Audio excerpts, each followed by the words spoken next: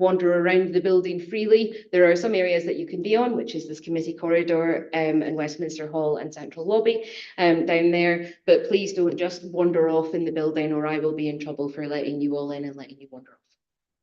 Excellent. Thank you very much for that. So let's just focus on why we're here. As I said, we've been doing this for over 2 years. And the purpose of coming together in this way is to ensure that Windrush is not forgotten, is to make sure that MP is aware of the concern that we have over the Windrush compensation scheme and status. And it's also to bring the community in this space so that the community can, speak MPs and ask questions.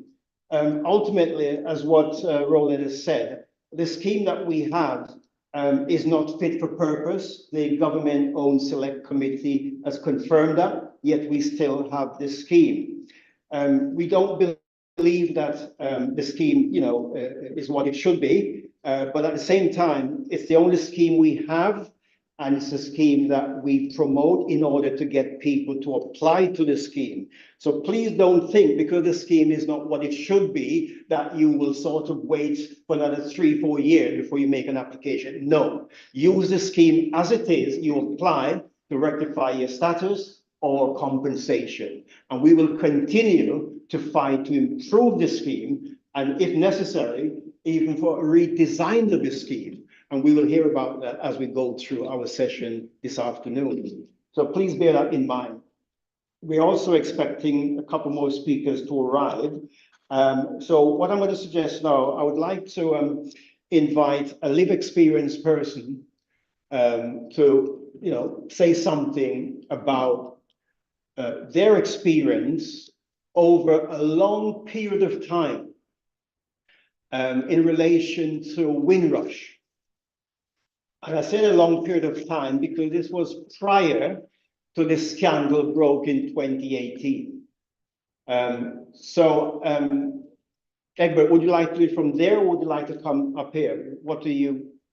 Yeah, come forward, please. Yeah, I'll do it from here. Are you sure? Okay. I've been walking all day. I'm very tired. Okay, that's fine. Okay, so I'm introducing Egbert Lucas to tell us a little bit about his lived experience in relation to Windrush. Please. Okay, hi, I'm Egbert Lucas. I came to the UK in '73. I was born in British Guyana. I came here on a Guyanese passport to join my siblings, and my parents were already here. Yeah, I was the eldest left at home. When I came to this country, I had what they call the indefinite, all the papers. I was fully documented. Everything was sorted. Okay. Went to the same school as John Major, lived my life, peace free, no problems, etc., etc. Got married, had children, and all that kind of stuff. Worked in the city for many, many years. High flyer, around about 1990, traveling a lot. I applied for a visa to go to America. This was issued by the American government, 10-year visa. For me to apply for this, I had to have papers sent to the Home Office to confirm I was here legitimately, etc., etc. All that was done.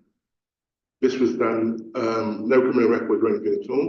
Within years, all of a sudden, the Home Office were telling employers that I had no right to be in the UK, regardless of the fact that I had no time limit since I've been in this country, in the passport, that approved me being issued, with an American visa, go back to and forwards. I've got a full employment history going back to 1973, issued by Inland Revenue. Yes. And on that employment history, when the Home Office started telling employers I had no right to be in the UK, it's coincided with the exact period of 1998-99. What clouded it for me was at the same time, unfortunately, my divorce kicked in. So the two issues, I was concentrating more on that, and people telling me I had my documentation was in order. I was telling me talking rubbish. I've been here since 17, confirmed. Okay. Now, throughout the years, between 1998 and 2017, I've probably been through every single MP in the House of Parliament, including Jeremy Corbyn, Tony Blair, documentation of the law. I can show you the police, House of Lords, Lord Bingham, the whole lot. And I'm being told, get a lawyer. Eventually, around 2016, 2017, because I had some contact, I spoke with Jeremy Hayward, the later Jeremy Hayward, over a couple of months, and the Cabinet Secretary, Cabinet Office. And eventually in December 2017, I wrote an expansive letter about 8 pages, documenting a lot of the history, all this my history, what's been going on, what it implies, etc., and presented it to them. Emailed it to them. They looked into it, put me in touch with the Home Office to amend things.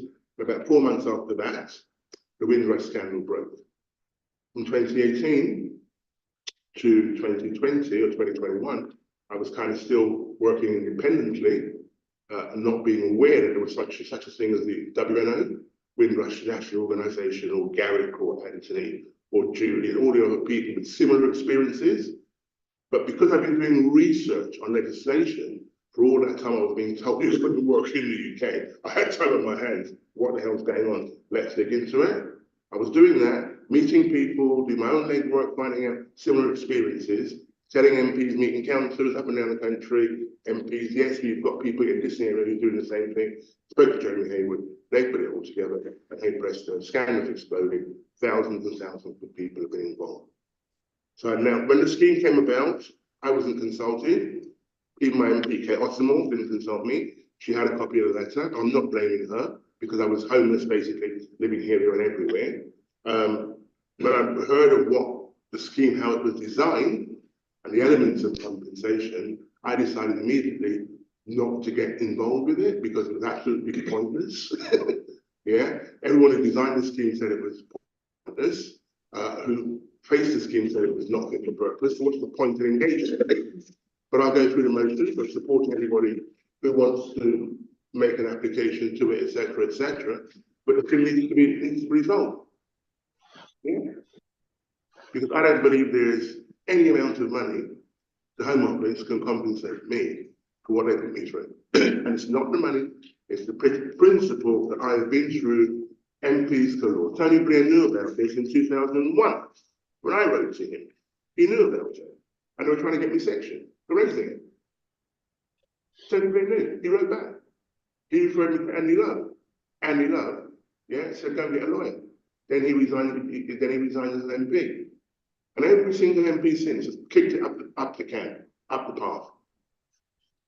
24, 25 years later, the Home Office is telling me that they can't find any records of me being employed in, or the tax office won't give me information. I spoke to the tax office. I was an accountant for 25 years. I had the contacts. Spoke to them, and hey presto, look, my full employment history is right here. Everything. So what's going on? Yeah. And I've got piles and piles and piles and piles of correspondence, including, yeah, with Speaker of the House at the time, Brian Hogan House. And Gary, I mean, I would love to show you, I mean, I pushed the part, I said, oh, the Speaker of the House said, yeah, points of law, criminal activity, reported to the police. Brian Hogan's House says civil activity or civil offence. So who do we believe? Who do we go to? And the lawyer's going to charge me, yeah, £200,000 to speak to the Home Office. Yeah. And get this sorted. Jonathan Lidonogli, who took over from John Major, who passed all these legislations, which were abused after he left government, he's an MP at SJ Berwick. He's a high-flying MP. I've contacted a whole lot of them. So that's my lived experience. So they're here, they passed the law, apathetic, we're complacent, we believe them, we trust them, we give them the power and the authority, and then they jump ship, and we've got to deal with the SHIT, and that's not nice. Okay? You can have a look at that, please. You can have a look at this if you want to. You can have a look at anything here you want to. I've got nothing to hide. And I'll speak in the chamber, and I will say that if anybody else. All right? And I will send all this to you if you want to have a look at it. And there's always, I mean, whilst I was going through this journey, Roland mentioned something earlier on when I spoke with him, yeah? In context of that, Yeah, it says here, an old precedent from 2004, yeah, Supreme Court. Yeah, factual error is point of law. If the Home Office is telling employers, yeah, they're making a factual error by saying, I've got no right to be here. And then way down the line, they turn around and say, oh, we're sorry. So, hey, come on, what does that say? Factual error, yeah, seriously damaged by us, not only me, other people. And it's over here, right court. But yet they will not tolerate and they will not accept this. What do we do? Anyway, I've spoken long enough, all right?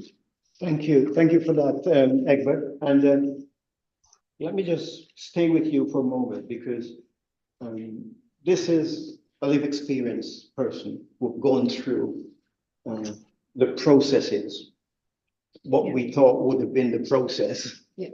And let's just emphasize the issue has not been resolved. It is still outstanding.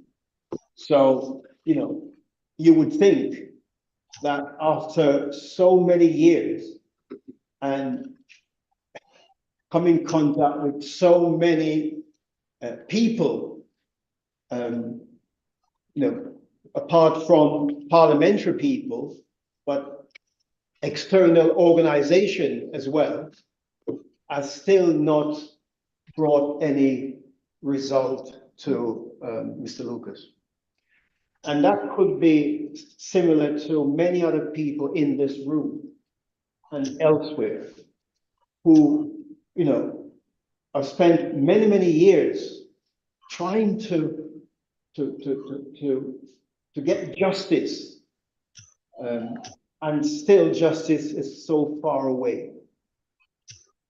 I think it's important to know that this was prior to 2018 when the scandal broke. For a lot of us, we knew nothing about Windrush prior to 2018. Although people were being deported from the 70s, you know, but we knew nothing about what was going on a massive scale. You know, some of us who lived in London for many years saw vans with slogan, yeah, to go home. And some people responded and just left because of the racism that they were experiencing. So for me,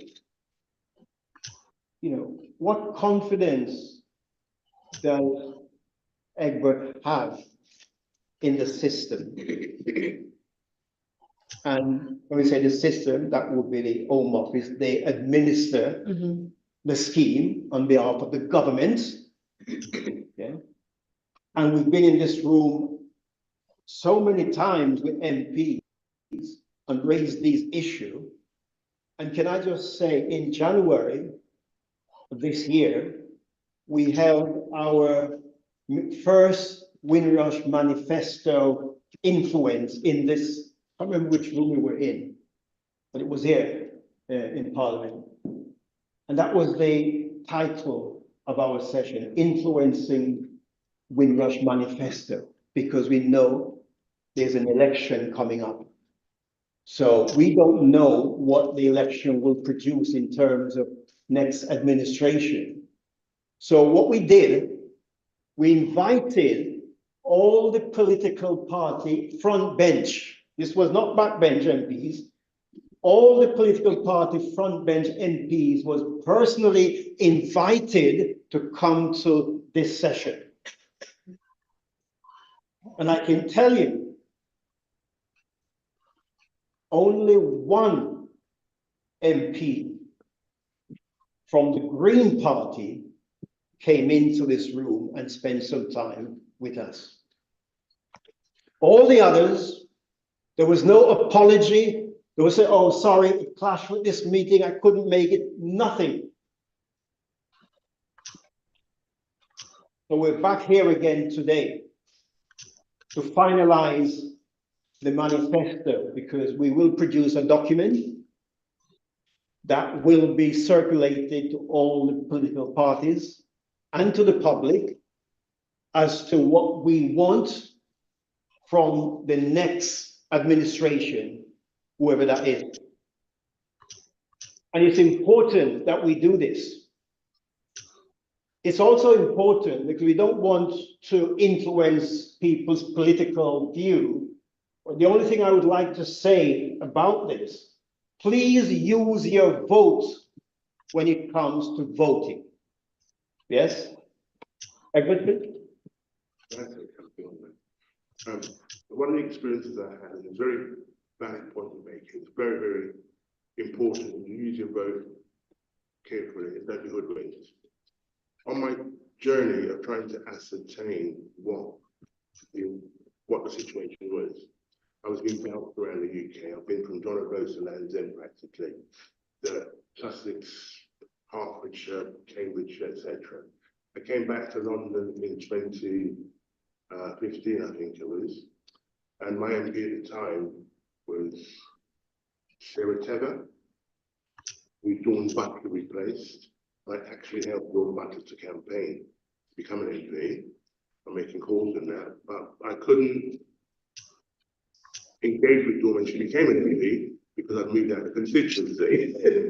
So I moved into Glenda Jackson's constituency, and I asked Glenda Jackson as my MP to assist me to resolve the situation, explain a brief history, and said to her, part of the quest I've been on, and this is very relevant, part of the quest I've been on since 2005, when I left Enfield to go to John Major's constituency, part of the quest I was on was sent on by a solicitor, was to ascertain the intent of Parliament. Well, that's what the lawyer said to me. I will help you to get this resolved if you can find an MP to ascertain the intent of Parliament. And I went, great, and I just the man, John Major, I'm coming. Head up to Cambridgeshire, got kicked around all over the place, came back down, met Glenda Jackson, because Lord Phillips lived in the same constituency, or Lord Helen Julie at the time, yeah? And Glenda Jackson said to me, if your lawyer has told you to find an MP to ascertain the intent of Parliament, I would change lawyers. And I went, really? So what are you telling me? Change lawyers, Mr. Lucas? And I went, okay, let me go back to the lawyer. He's disappeared. He's gone. Can't find him. Okay, so that went on for many, many, many, many years. No one knows what Parliament intended. John Major tried to get legislation passed in plain English language, but your MP knocks on your door and says, blah, blah, blah, blah, blah. We're going to make sure your streets are clean. When they get behind these walls, they can do what the hell they want. And they can ignore you until kingdom come. You can rot in your bed, yeah? Save the NHS, I'm sorry, save the NHS, save this, save that. They don't give a flying F-U-C-K. Because they can get £96,000 a year. I'm sorry I'm talking against your colleagues. For 15, 20, 30 years, as long as you mugs keep voting them out without challenging them on your doorstep and when they get behind you. Because they do this kind of nonsense. And this destroys lives. Thank you for that. First, would like to respond to a couple of things that you've said. Yeah, thank you for sharing. I really appreciate it, and it's really helpful, particularly for MPs that don't necessarily have casework that fits exactly the same with your story, you know, so it's really helpful to hear the experience for us. You were asking about confidence in the systems and how you can have confidence in the system. Honestly, you can't have confidence in the system, right? The system is broken. Everyone around this room would agree that the system is broken. It's not the system that we want. It's not the system that we need, right? There are lots and lots of issues with the system. My team in my office have a call with the Home Office every week, right? Every single week, because we've got such a huge amount of immigration casework. Every single week we have a call with the Home Office, which involves us arguing with the Home Office every week. So we do that on behalf of everybody that's come through our door, whether it's by email, whether it's phoning us, whether it's walking in, and we will raise any of the immigration issues that we can raise. There are some rules around how MPs can and can't act. So we are not allowed to give legal advice. We are expressly prohibited from giving legal advice because I'm not a lawyer. So anything I say, do not take it as legal advice, right? The other thing is we are told that we cannot act on behalf of anybody that lives in another constituency. And again, that's something you can be pulled up for in the chamber and given into trouble for. I only take on cases from my constituency unless if they are homeless and living in Aberdeen City, so in the city limits, I will take on that case. It doesn't matter where they're currently sleeping. If they're homeless in the city, I've told my team, we will deal with that case because they might be flitting between, beds in different parts of the city. And it's not fair to make them have to switch MPs every time they move beds. There are no rules around what MPs do for their constituents. Yeah. There's no, the letter that you got from the speaker saying, if you're not happy, vote your MP out. Well, that's the kind of terrible situation that we're in, that is very, very difficult for us to get rid of MPs who are not working for the people that live in their area. It's very hard for us to get rid of MPs who do not meet their promises. And then when you have a 5-year electoral cycle like the one we're having this time, you are stuck with that incompetent MP for 5 years. We all try and do things the way that we think works best. So I run my office in a different way to even people I like run their offices. My ethos is anyone who comes to us for help, we will try and help them. We don't always win. We will always try and help them if they live in the area. The thing is that I know you didn't take it personally. I understand where you're coming from. I've been through the system. I know the system very much, from both sides. But what I find, the thing about confidence is the system is structured in a way. I used to work in the law centres movement, and it's structured in a way so the government would propose white papers, bills, etc. And it goes out, spread out. Organisations, law centres, lawyers, solicitors, and all feedback. Yeah, way back in the 90s, this doesn't make sense because if I'm a solicitor and the government's doing piece of poor legislation, and I know it's going to give me money 10 years down the line, I'm going to say, yeah, go ahead with it. Yeah, so the way that legislation works in this place is not necessarily brilliant either. You're right, the government, the executive in this place has got a huge amount of control over that legislation.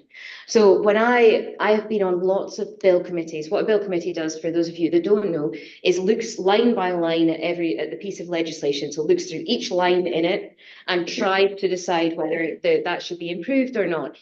But I'm not a lawyer. Right? I'm writing that legislation. I'm amending that. I'm not writing it. I'm trying to amend that legislation. I can only act on that. I can only make suggestions for changes if people have come to me and said, so what you're talking about approaching people about those things is really important. And although I can't take on your case because you don't live in my area, when there's a piece of legislation or law going through, I would love to hear from people, from groups, from individuals who have got lived experience of those things in order to try and make a difference. This is the point that Dawn back to the mayor. Yeah. And I very much took with her on it. Yeah. But the thing is that people, and especially the black community, they don't understand what the law is. Yeah, or what the government is proposing. They don't understand the implications.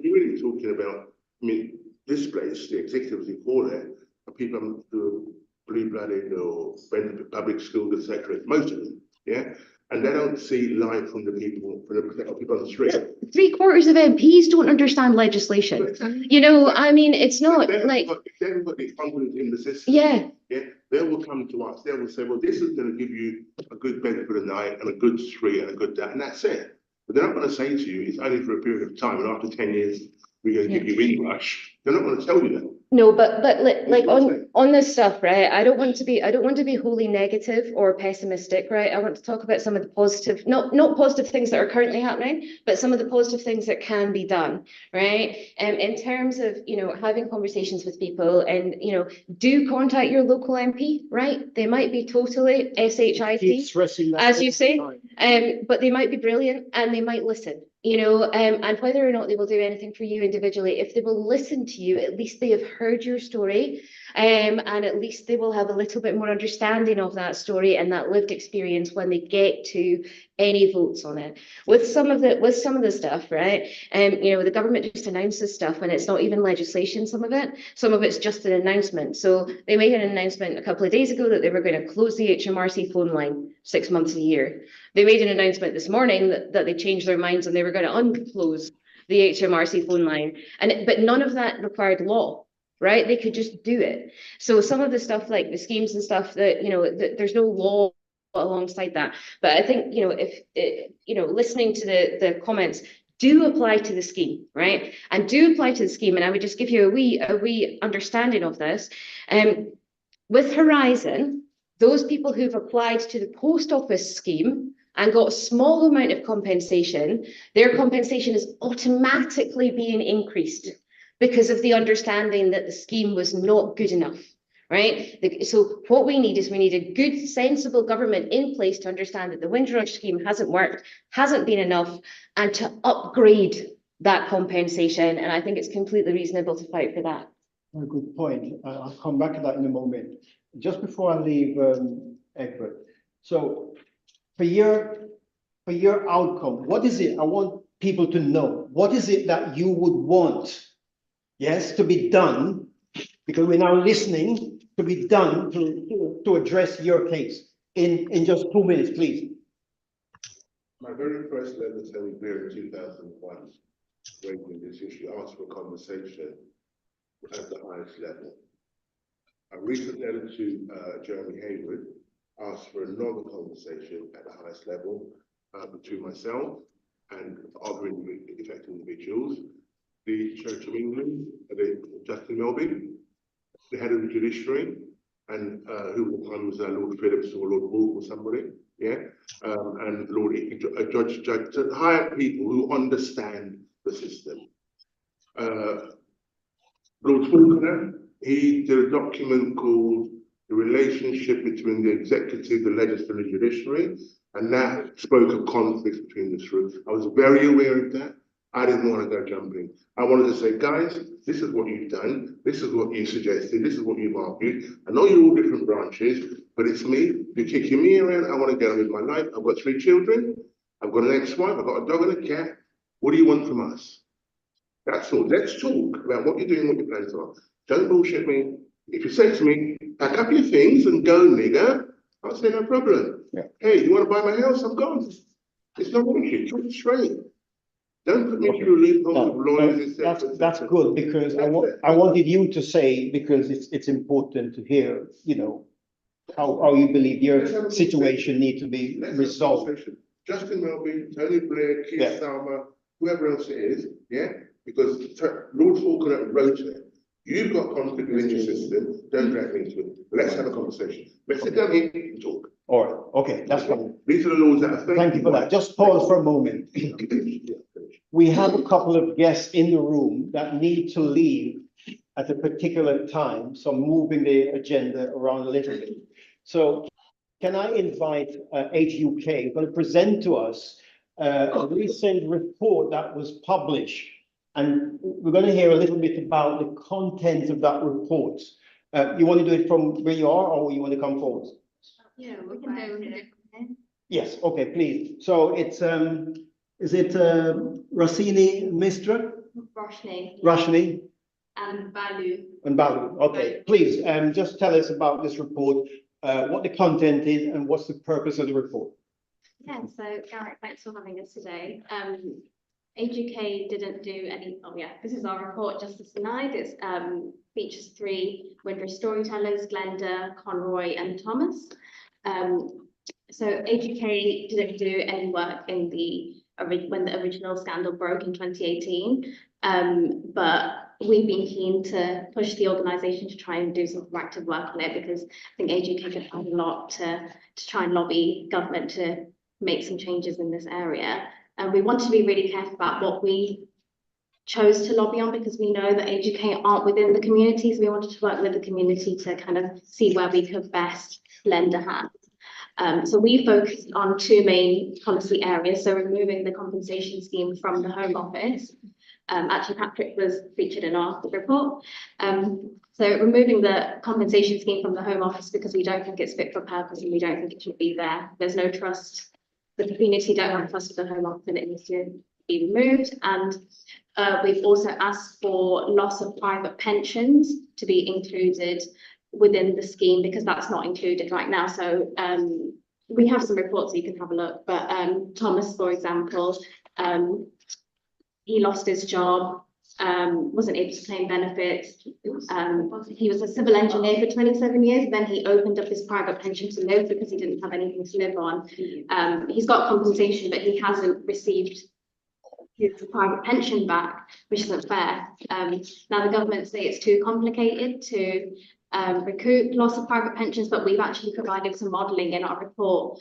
So we're keen to get that to the government, and we don't think being too complicated is an excuse. The government have an actuarial department, so they have a way of doing that. I'll just pass on to Balo to talk. Yeah, Next steps. Yeah, we'll talk about next steps. So yeah, as Roshni said, the report has a lot about the Home Office administration and also the pension, but it also talks about the delivery of the scheme in terms of how fast it is. So we want it to be sped up. We want the appeals process to be better. We talk about a bit about what Edward was saying about communication between the different departments and how that needs to be improved, consistency between cases as well, because some people, like Thomas told us that his daughter applied through the scheme as a relative, and then his son applied with the exact same evidence, and they got different award levels. So issues like that with the scheme we've always talked about in the report. And with the report, we're hoping that we'll be able to influence the next government. We have been talking to this government, but as you guys probably already know, the government is quite hostile, which is quite, it's something we're not used to because HOC is quite a big charity. So we usually get quite good traction with the government. But unfortunately, I think because of the nature of the issue, and if we want to say it like a spade, if we want to call a spade, because of the racism that's affiliated with this issue, it's not something that we've had a lot of cut through with. So we're trying to influence the next government, and it's quite good that you guys are talking about the manifesto as well, because we're currently in the development stages of our manifesto at HOK. We do work on a lot of issues. Hi. Which you're in five. Perfect. Just want to have a little look at the sign. Sorry. We work on a lot of policy issues, so we like health, social care, housing, cost of living. So this is just one of the issues that we work on, where it is featured in our manifesto, which will be published next month.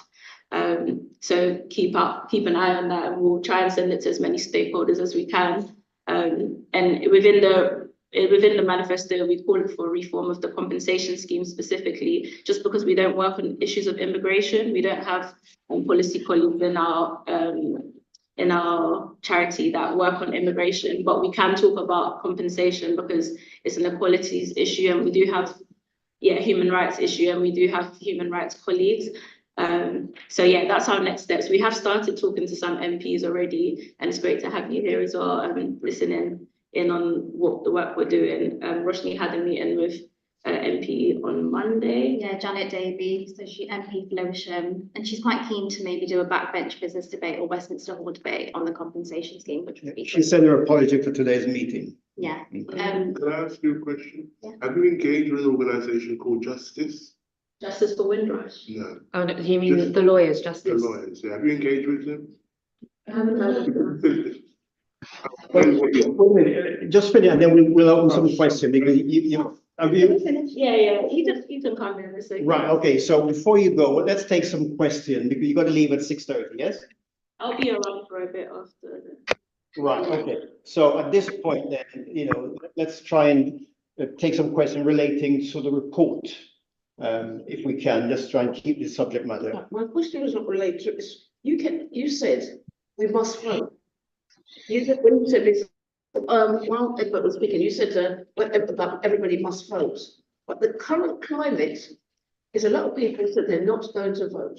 They normally would vote Labour. They do not like Keir Starmer. They do not like, so, you know, I'm having to say this because you said vote, vote, vote. People are in a quandary Yeah. of who they're gonna vote Well, for. let me And some just, of them are not gonna vote. yeah, which is let me gonna be- qualify this statement Sorry, can I because, just say, they're not gonna vote, that is gonna cause a serious issue. yeah, And, I do that needs to realize, be- yeah. and this is why we don't really want to get into the Yeah. political Well, arena. yeah. And what we're saying is that people should use their vote. If they choose not to use their vote, that's entirely up to them. I mean, we fought for the vote for centuries. We've got it, and why are we throwing it away? Right? But that's a different thing. So if people can't bring themselves to vote for anyone, please go in and spoil your ballot paper, because at least you will have been counted as voting. Nobody will know that you spoiled your ballot paper, but please go in, because if we suddenly have a situation where very, very few Black people between 20 and 50 vote, right? Why would selfish MPs want to do anything for Black people between 20 and 50, right? So please go in and spoil your ballot paper if you can't cope with voting for anybody. And yeah, no, it is, but please ask people to use their vote. Simplest way of spoiling it. The simplest way of spoiling it is to sign it, but that obviously gives away your name. But you can literally write anything on it, and every single one of those ballot papers that's spoiled, the candidates see. So if you write on it, I can't vote for any of you because you're all a bunch of, then they will see that, right? Because there has to be an agreement that the ballot paper is spoiled, right? So write whatever you like on it, and that will count as a spoiled ballot paper, or put X's in all the boxes or no's in all the boxes, or anything you like that. But please use your vote. Gary? Yes. Secondly, we've got two questions on Zoom. On Zoom, yes. We're gonna give those preferences. Yes, of course. We're here in the room. Yeah, sure. We can engage with each other, so. Yeah. Are we ready to go for these two questions? Yes, please. Okay, can I invite them? Okay, invite them. Well, you do it. Okay. What is HMD Global first. HD Global? HMD Global, it's showing us. HMD Global, would you like to ask a question? Can you hear me?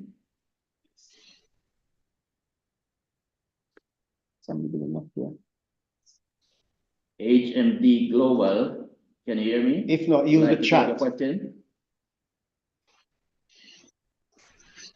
HMD Global, would you like to ask a question just now? If not, it's Anne. Can they put in the chat if they're not able to use the? Right. HMD Global, if you have any issues, we will go with Anne-Marie. Anne-Marie, would you like to ask a question, please? Yeah, actually, I don't need to be told to vote or spoil my vote because I always vote.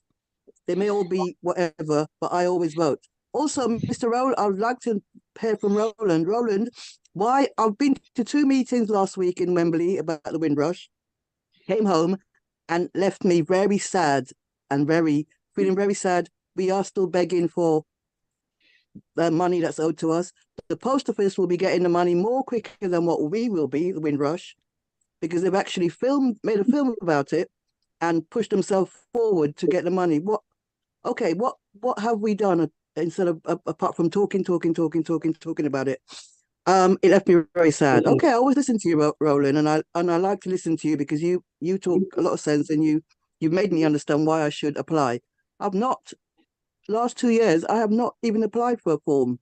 And I also would like to know, why are the Eastern Europeans applying for Windrush money? I would love somebody to explain that to me, Roland. Yeah, I'm quite happy to respond to that. Thanks, Roland. So the issue around the compensation scheme, we started our conversation that, the scheme that we have is not the scheme that we approve of. It's the only scheme that we have at the moment that this established that. And we're seeking to improve that scheme or even reform the scheme completely. However, it's not within our reach as yet, but we're still pushing for that. Hence the Windrush Manifesto, which we'll talk about in a moment. However, the point about the post office, at the start of Mr. Bates versus the post office scandal, the very first night it was shown on TV, I wrote to the Prime Minister in relation to what I saw, because he responded on Channel 4 News and immediately set out what he will do in response to the scandal and how quickly they would deal with this. And I never got a response. Yeah. However, let's just give you a comparison. So, you know, the minimum payment for the post office is 600,000 interim payment, 600,000. Yeah. Okay. The minimum or the interim payment for Windrush, it used to be £250. We pushed it up to 10,000. Yes, 10,000. Yeah. The maximum claim ever received is only 250,000. Yes, the maximum. And yet the post office scandal is set to get 75,000 or 750,000. Clearly, what we see, there is a difference in how Windrush is administered and how the government view Windrush in comparison to other scandals. The blood scandal, HIV contaminated blood, completely different. And there is no apology that is pure racism that separate the difference. So I'm interested in what we can do in terms of like learning from the post office scandal. So I went to a talk last week where the people who produced the Mr. Bates show talked about how they got it made and kind of the impact that it had. And one of the things that was interesting was that there were lots of podcasts and other shows that were made before. So it wasn't that the show came out and then suddenly the government decided. There were lots of little things that happened to build up to it. And so I do think that there are things we can learn from that to be like, okay, because we have had a Windrush drama. Yes. So it's not that there hasn't been one and it won a BAFTA. Yes. So I do think that there is more to that story than just there was a show and then they got justice. They were fighting for 20 years before they had the big response from government. And they did also have a scheme before that wasn't fit for purpose. So we could have the same thing for Windrush. We are up against racism, let's be real. So we're not necessarily going to get the same response or interest, whether from the public, whether from government. But I do think that we can use it as a reference point, especially because of the unfairness in the payment. Absolutely. So I think we need to try and be constructive about what we can do now that we know that this is something that can happen. And also, it's worth mentioning that the Horizon system, computer system, is still being used in government departments. So it's still being used. And it may well be the case that it's used to process your application, because it's owned by the government. We do see a clear distinction between these schemes. It's evident, it's clear. And we also attended an event where it was discussed in the Lords by Baroness Florella Benjamin about, this is the third time she has brought this issue into the Lords, and she don't want to bring it a fourth time, and still nothing. We keep saying this, please use your MP and express your discuss as to how Windrush has been treated in comparison to other schemes. Do that. We keep mentioning it, but people need to do it. And as Kirsty rightly said, if you don't want to vote, well, you now have an option. But it's important that we let our voices to be heard in whatever way we can. There are different organizations doing different things around Windrush campaigning. In a moment, I will be speaking with Professor Patrick Vernon about the work that we've started around the Manifesto. But it's important that when we go away from this session, that we try and do something, locally with our MP, with organization in our community. Don't just sit back and say, oh, somebody else will do this. It is important. We now have a report. So again, you've got something you can use. Is the evidence. And there's been several judicial review.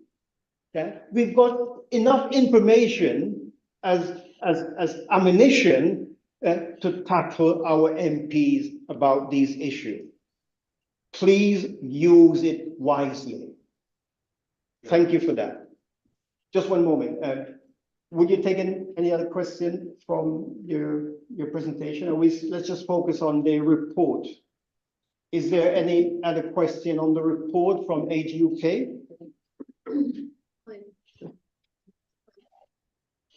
I just wanted to ask, how would distribute it, and will you be willing to support small organisations, come up to small organisations that can gather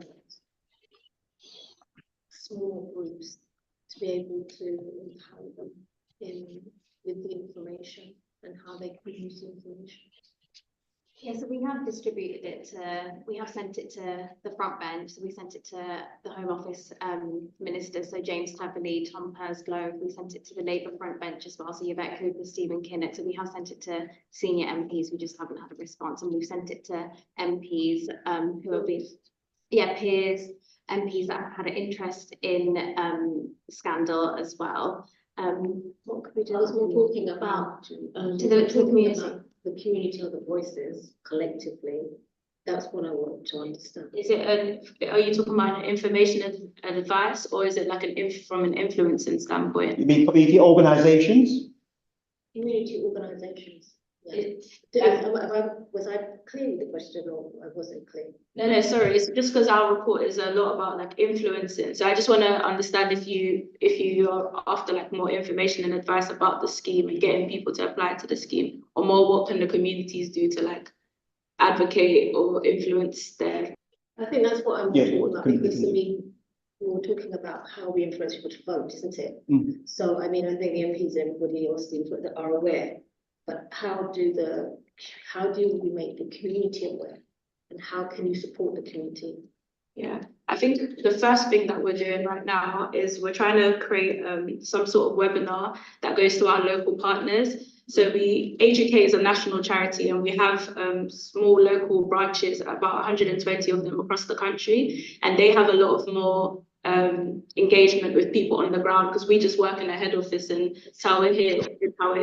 So we don't get to see the people, the communities as much, whereas the local HOKs do. So we're trying to create a webinar which will happen around 8th of May with Glenda Caesar, who's one of the storytellers in our report, and some of our policy colleagues who are going to talk to those local HOKs and give them the information of the report for them to now go out to the community and do what they want with that information. So whether that's reaching out to local community groups, like you say, or their MPs that they serve in their communities, to try and get like collective influence and power based on what we're doing at the head office, if that makes sense. But we're keen to know if there's other ways that you think we could use the report, because the report has just come out, so we're kind of in the development stages of what to do next. Does that answer your question? Yeah, I mean, I think what I'm mindful of, because I have interaction with HOK in my local borough, what I'm mindful of what you're saying in terms of racism. Sometimes these agents are afraid to use this kind of information or distribute this kind of information, and then it's take one person like Glenda who would then have to go and talk about it. So is this going to be available like nationally to local organisations, or is it just going to be something where it's not privy to only those that need to know? Yeah, I mean, it's a difficult question, because we're the head office, we're still separate to those local HOKs. They're their own entities, so we can't force them to influence on Windrush. We can only give them the information and encourage them to, and maybe because they see us talking about, like in that report, we talk about racism and institutional discrimination and stuff like that. I feel like that would empower them to maybe talk about it, but we can't really force them to take up the plight, if that makes sense. We can just encourage them to do that and hope for the best. But we're happy to circulate the report with organisations. And it is online. It has been circulated online, so it is out there. But yes, whatever we can do to get it into local community, then sure, that's fine. But you know, this is meant to be strategic, hitting up the right organisation and the right people who can make changes That's the idea of it. That's why you target certain groups of people. There's a question over here, please. Yeah, I'm aware that we have HOK have monthly meeting, team meetings and whatnot, so you usually do the fleets out, people help with building and things like that, so would it not be useful to get in touch with your facilitator and then get them to implement that as part of the entire itinerary of the day, and see if it's something that you do every month down the country in all of your community get-togethers. I think it would be a very quick way to get rid of it, especially if you have such mix. And quite a lot of people that in the community as well, black. I think my dog is part of HOK, so I have actually a few of them. So if you are actually planning on helping, I think it could be something you could implement as part of your itinerary. Is that your local HOK, sorry? Yeah, so every borough has or most of your boroughs have, obviously you can check this and get back to the head office, but they have a meeting every month, and they have an itinerary which is very full, as well as putting on food, and then they have people that do something, have a day, have a comment for the bill, information that the community needs. They should have to these get together every month. Yeah, like as we said, like because there's separate entities, it's good that we know that that's something that happens so that we can feed it back when we're doing that webinar and encouraging people to find ways to influence locally. But we can't, we're separate to local HOKs in the sense that they can choose what they want to influence on. We can tell them and advise them on what we think they should be influencing on, but we can't tell them, we can't force them to include that in their itinerary because they do their own fundraising. They get some money from us, but they do their own fundraising. They have their own team. They're quite separate to us in terms of what they choose to work on. Would you say? Yeah. So we can, but it's good to have that feedback because we can suggest it, but we can't guarantee that next month when we come back to this rally and say, oh, the local HOKs have done this, we can't guarantee that that's gonna happen, but we can try. Okay, all right, thanks for that. Is there any other question online before I move away from the online? Yeah, no, yes, Lieutenant Patsy. Yes. Yes, as I said, I would like to encourage people to keep on applying and to say to everybody, always vote. You know, I used to be a supporter of Operation Black Vote, and this is important, very important. I understand, you know, what the lady saying about spoiling the ballot, but no, I would suggest to everybody, you know, if you to please vote and, you know, make your vote count. It's so very important. And then also I was saying in terms of funding, so I work as a director of Haringey and Enfield Law Centre, and I was speaking to Andrea, the woman from Andrea Pina from the University of Westminster, where they got the legal advice clinic, and there's lots of organisations out there that we're willing to get funding, but hopefully from the Labour government, we've lobbied in Parliament as well, and also as well maybe getting money from other sources such as the Church of England. The funding for the slavery, 100 million, and maybe we should apply to them as organisations, legal organisations, to be able to give legal advice and assistance to the Windrush scandal victims, so that they can fight in court for justice and fund their cases.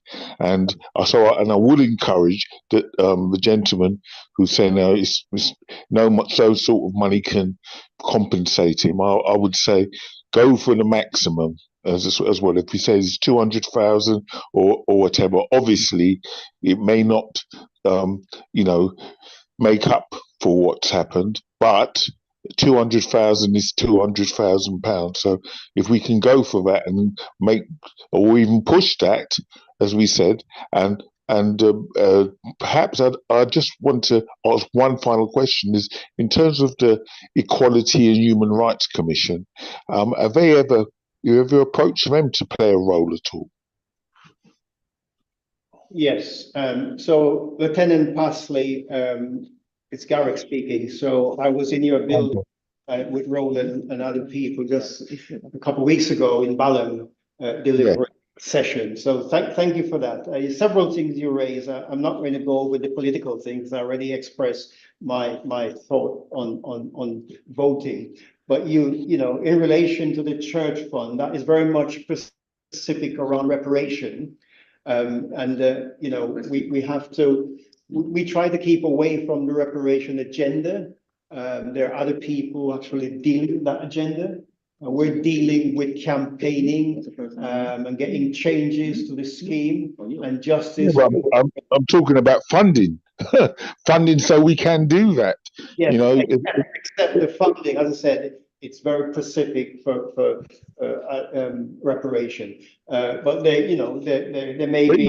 Isn't that reparations for our community who we are suffering discrimination? So that reparation money should be used for that. Different criteria set down for this. Judy, I saw you put your hand up just now. So we have reparation organization that is sitting at the table and having these conversations. Global African Congress is the organization that is doing a lot of work around reparation, but we try to focus on a different agenda. If there's money available. Yes. So Patrick is going to make a comment on this matter. Patrick, please. In terms of, I sat on the advisory group for the Church of England around recommendations to the church commissioners. So the reparation, we don't use the word reparation, but I think it's in the story. The money that's been set aside is about repairing the harm of resulting enslavement. It's got nothing direct to do with Windrush, to be quite honest. I know sometimes it's easy to conflate the two together because of the history, our history of why we're here and why we're, etc. But that fund is actually it's a global fund. It's not only about the UK, it's about the Caribbean, Africa as well. And you need to look at the report because the report's very clear. We made about 41 recommendations to the church commissioners, which they have acknowledged, and there'll be, I think the church commissioners are organising a series of community consultation events around the country, so that will be an opportunity. There's definitely going to be some in Birmingham, in London as well. But in terms of that process I was involved in with about 15 of us in total, we were looking, the exam question was looking at the churches, the profit that was made by the Church of England, and how that profit has been used and generated, and what is the need for us in terms of repairing the harm as a result of that. And the idea is having an impact fund to support businesses, social enterprises, looking at that. So I think that's, so it's a very clear remit. And the ambition is that it should aim to help to work for it to be £1 billion. And that's the work. So the church, I mean, personally speaking, I'll have the church put more money into it. That's a separate conversation. But the report's very clear, and I do urge people to read the report. You can download it, and you might want to have a separate session about that, to be quite honest. So yes, yeah, absolutely right. Thank you very much, Patrick, for that. So yes, let's focus on our agenda around Windrush compensation and status and the injustice that the Windrush generation are facing. A question? Yeah, yes. On the HOC report, I put it in the chat for people to find the link. I wondered whether you've spoken to some of the national Black organisations like Voice for Change, who can then talk to their member organisations, for them to then talk to their local HOC branch and try and connect that way. I think just it needs to go out to the communities. It's not good enough to send it to organisations that necessarily might not do much about race equality in the first place. The communities themselves need to know that it's there. And in terms of spoiling a ballot paper, well, an ideal thing to put on it would be something about Windrush. It could be improve the scheme, pay pensions, take it from the Home Office, whatever it is you want to say about Windrush could be how you spoil your ballot paper if that's what you want to do. And Joan wants to ask a question in the chat. Do I ask this one you? Thank you, Sister Judy. Hello, everybody. Is there a representative from the Home Office there? I heard a young lady speak, and I'm unclear where she's from. Is there a representative there from the Home Office? No, but I believe your MP's in the room. There's nobody from the Home Office present, no. Pardon? Okay. I don't know. There was a young lady speaking. I think Judy was just referring to her. Yes. That might have been me. So I'm this is the. our sponsor, Kirsty Blackman from the SNP. I'm an MP. Aberdeen North. Okay, really nice to meet you. One of the things that Garrett brought up about the post office, and a sister here brought up something about compensation being paid to Europeans, Eastern Europeans. What's really key, and there are people, it hasn't happened to me, but what's really clear to remember is that 24 people have died.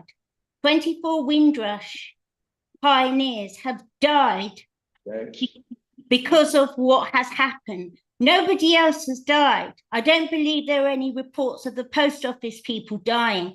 Windrush people died. And this is the key point, that while we're all being sent round in circles, more people are going to die, and more people are going to suffer economically, health-wise, mental health, whether they can keep their property, whether they have to sell their property, whether they have to leave their own country.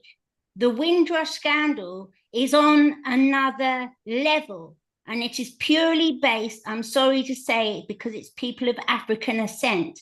The idea that 24 people approximately have died because of the connection to the denial of their rights is kind of beyond an understanding that people can actually die. So when I speak like this, it's because I'm in constant shock, as we all are. We had a lady die recently called Eulalie that we all knew, Mrs. MP lady, very nice to speak to you. But people are not stating that people died slowly or suddenly from broken hearts, from all sorts of things because of the Windrush scandal. And this is why the Windrush scandal is so important to look at from another level, because people died. And it seems that this is not underlined enough. They died. And I'll just finish by saying, and the bureaucracy of having to run around in circles, which we have to do, I understand that, is distracting us from what actually happened, death. And I'm speaking specifically to the MP because it's nice to meet her, and I just wanted to bring up that point. Thank you for listening. No, and thank you for raising those points. Yeah, it's nice to meet you as well. A number of people did die through the Post Office Horizon, and the 600,000 for Post Office Horizon is only available to those around 64 individuals who were convicted and had their convictions overturned. Most of the compensation that's available is for lower amounts of money for those people that weren't actually convicted. So I mean, in some ways it's helpful to compare the two schemes, but in some ways it's not helpful to compare the two schemes, because there's, as I say, there's 3 different tiers in the post office scheme, so it's a wee bit different. But I don't disagree with any of the suggestions that some of the disparities are racially motivated. I absolutely agree that that is the case, and that trying to get anything out of this government is incredibly difficult, and the next government, well, they can't be any worse than this government. So you are more likely to get a positive resolution from a future government than from this one, who, despite the fact they talk about how diverse the cabinet is, are the most racist bureaucratic organisation that I've ever encountered in dealing with. And I've been in elected politics for about 17 years, so it is horrific with the way that they are behaving. And just now, you're not going to get a win out of them, but after the election, you might. Thank you very much for that. Just before I move on, there's a question online from Glenda Caesar. I'm not going to Can wait. I'm going to speak, if I may. Yes. Peter Bottomley, Yeah. MP. I've been in politics for 50 years. I started in Stockwell. Many of my friends were people who might have been your parents. And I've worked with people over Windrush over decades. And for those of you who were there at the unveiling of the plaque to Santos in Westminster Abbey a few weeks ago, we were seeing minutes together. I'm not going to argue with Kirsty. I'm grateful to her for taking the meeting. She deserves a round of applause for that and listening. I suggest that many of the points which are made are circulated to MPs who can't be here. I can't stay because I've got another 400 people waiting for me in another room. I wish you well. If I can't have this topic, Yes, you can. Can I? We can change it. No, that's fine. I'll keep it. Oh, if it's the right one. Yeah. And I will go through it in detail and do what I can to help. I think you can encourage more MPs of all parties to do the same. I'm not sure it's quite the right time to say one party is better or worse than another. The fact is the job needs to be done, and anyone who presumes all of you would vote one way would be wrong. So, and I thank you all very much, and thank Kirsty particularly for chairing the meeting. Yeah, thank you for coming. Thank you all. Okay, thanks for coming in, Peter. So Peter's going to go off to another meeting, but of course, we appreciate the time he coming in and speaking to us. Just before I, So you've got Glenda? Yeah. so just before I get on, so can we just hear Glenda's point and see if it relates to the report? Does it relate to the report? No idea. Glenda? Yeah, hi. Can you hear me? Yes, we can. Yeah, can we say thank you to the MPs who have taken the time out to come to the meeting to listen to what we have got to say as victims and as supporters of the people that have been affected.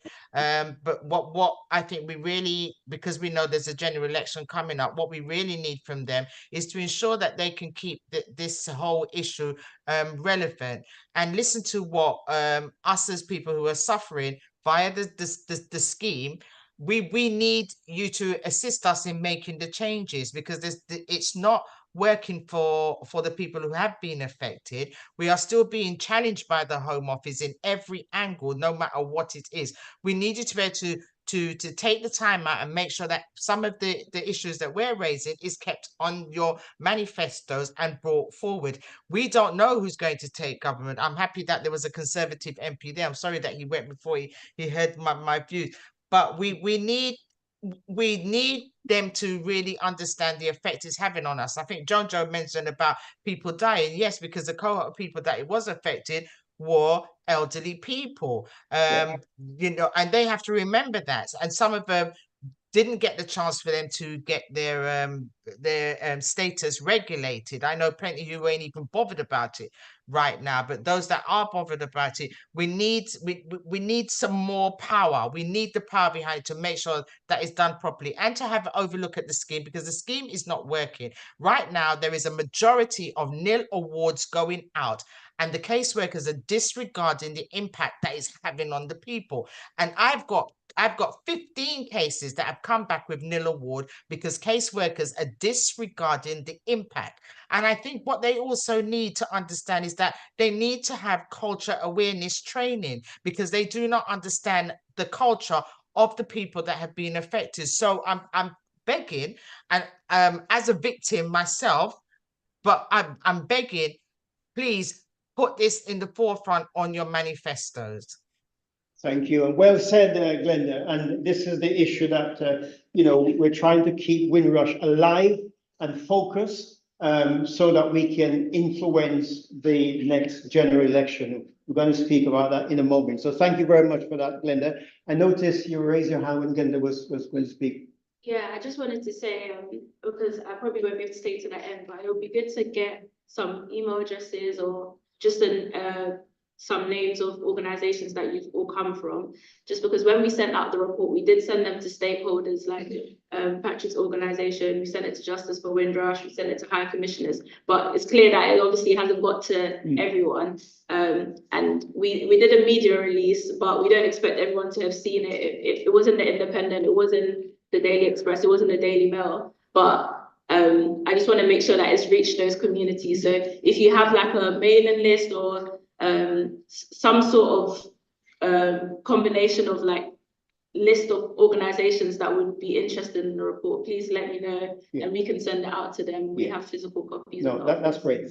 And I think we will do that. You know, the region across 42 local authority all have what they call CVSs. This is the voluntary community and faith sector. And they hold database of all the organization in that city, in that area. So, you know, there's ways of getting information out to the community, as well as, you know, dedicated Black organization that have their own contact, etc. And can I just re-emphasize this point that Windrush is a global issue affecting 65 countries. I went downstairs just before 5:30 to see if there was anybody waiting, and I saw two ladies were sitting down, two Black ladies sitting down, waiting. So I went over to them and said, "Are you here for Windrush?" And she said, "What's that?" And I said, "You don't know about which?" She said, "No." And these two ladies are from Africa.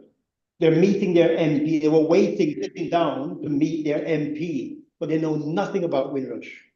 Yeah, and this is the issue we find when we go out.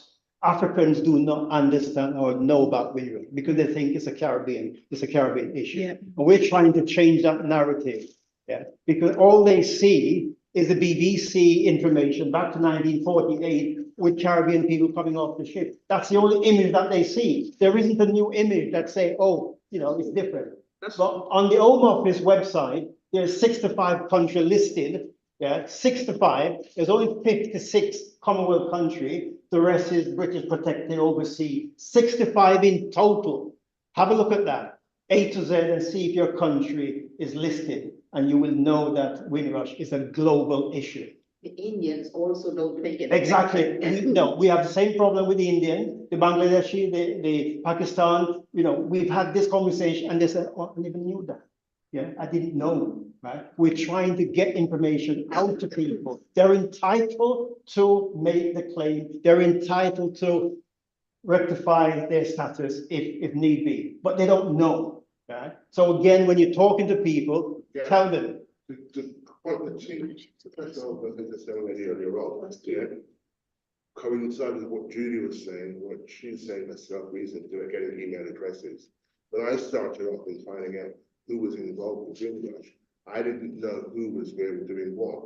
What she just explained that HOC has done, as I was trying to say earlier on, Justice have done something similar in the past, justice.org, and someone called Pragna Patel, who used to be with Southall Black Sisters, and they have done a report and they've sent it off to all these peers and people, etc., etc., etc., done recommendations and all, and other organizations have done it. So what I'm conscious of is everybody reinventing the wheel, sending it to the peers, and they've got another Windrush report, another Windrush report. We heard it, seen it, done it, and it's exactly the same thing. I've had this, we have people in the Lord's when I was here lobbying for months on end over years. They used to say, "Oh, not Egbert again. It's Egbert again." They need to see other faces. They need to hear from other people. Yes, yeah. Right. Thanks for that. I'm going to bring. I'm going to bring you to 1 minute, so you can save that bit because you and Patrick are going to do jointly. Yeah, so we can do that. I'm just going to take the final question before I introduce the next speaker. Dawn, please. I just wanted to understand. You said that the changes to the compensation has changed radically, and people who normally applied in the early days are no longer going to be able to. Yes, yes. So what? Also, this question of the people who have been refused to say that you don't quite qualified to. The nil awards, yeah. And that list is growing.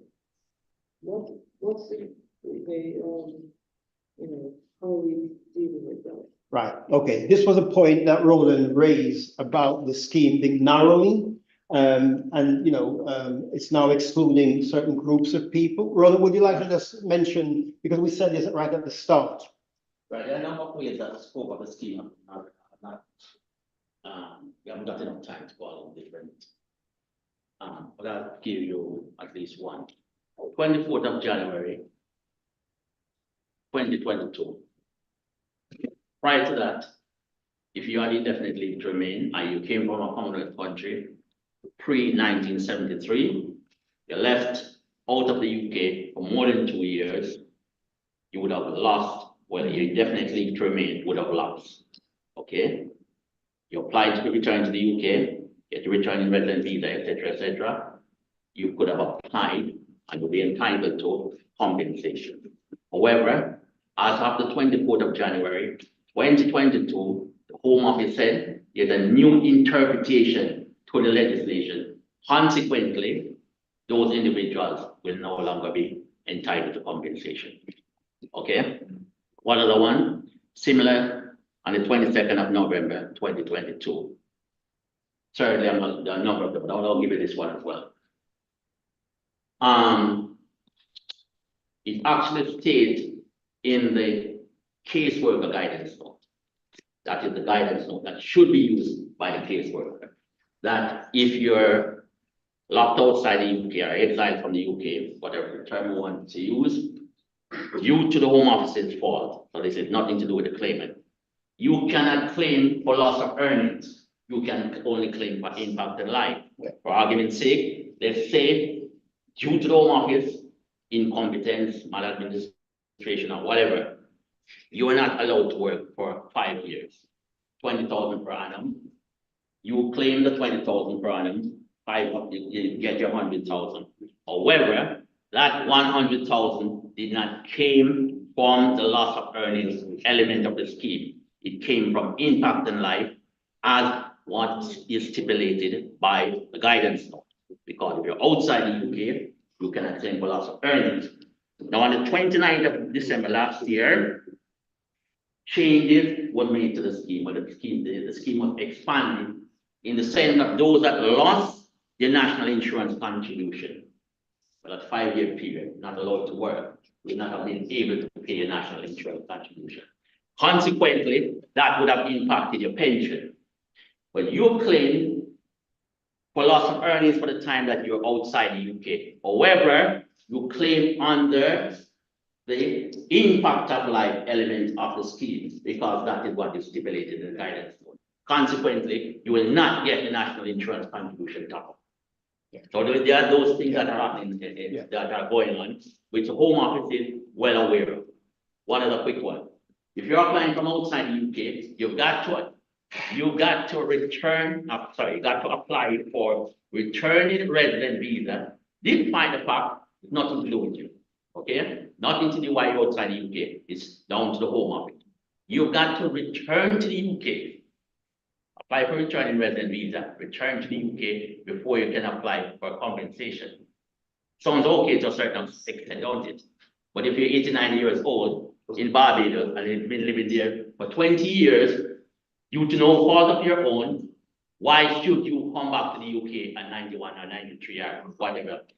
So those are the things that happen to the scheme. And when we say going to the intricacies and the feelings of the scheme, these are the things that we're talking about. And I just keep the circumstances. And in fact, what we just highlighted, these are the issues we discussed. These are the issues we discussed in the Sunday chat, which is twice a month, about the scheme, and we go into detail about the scheme, which we haven't got time to do. We're going to now move into a double act now.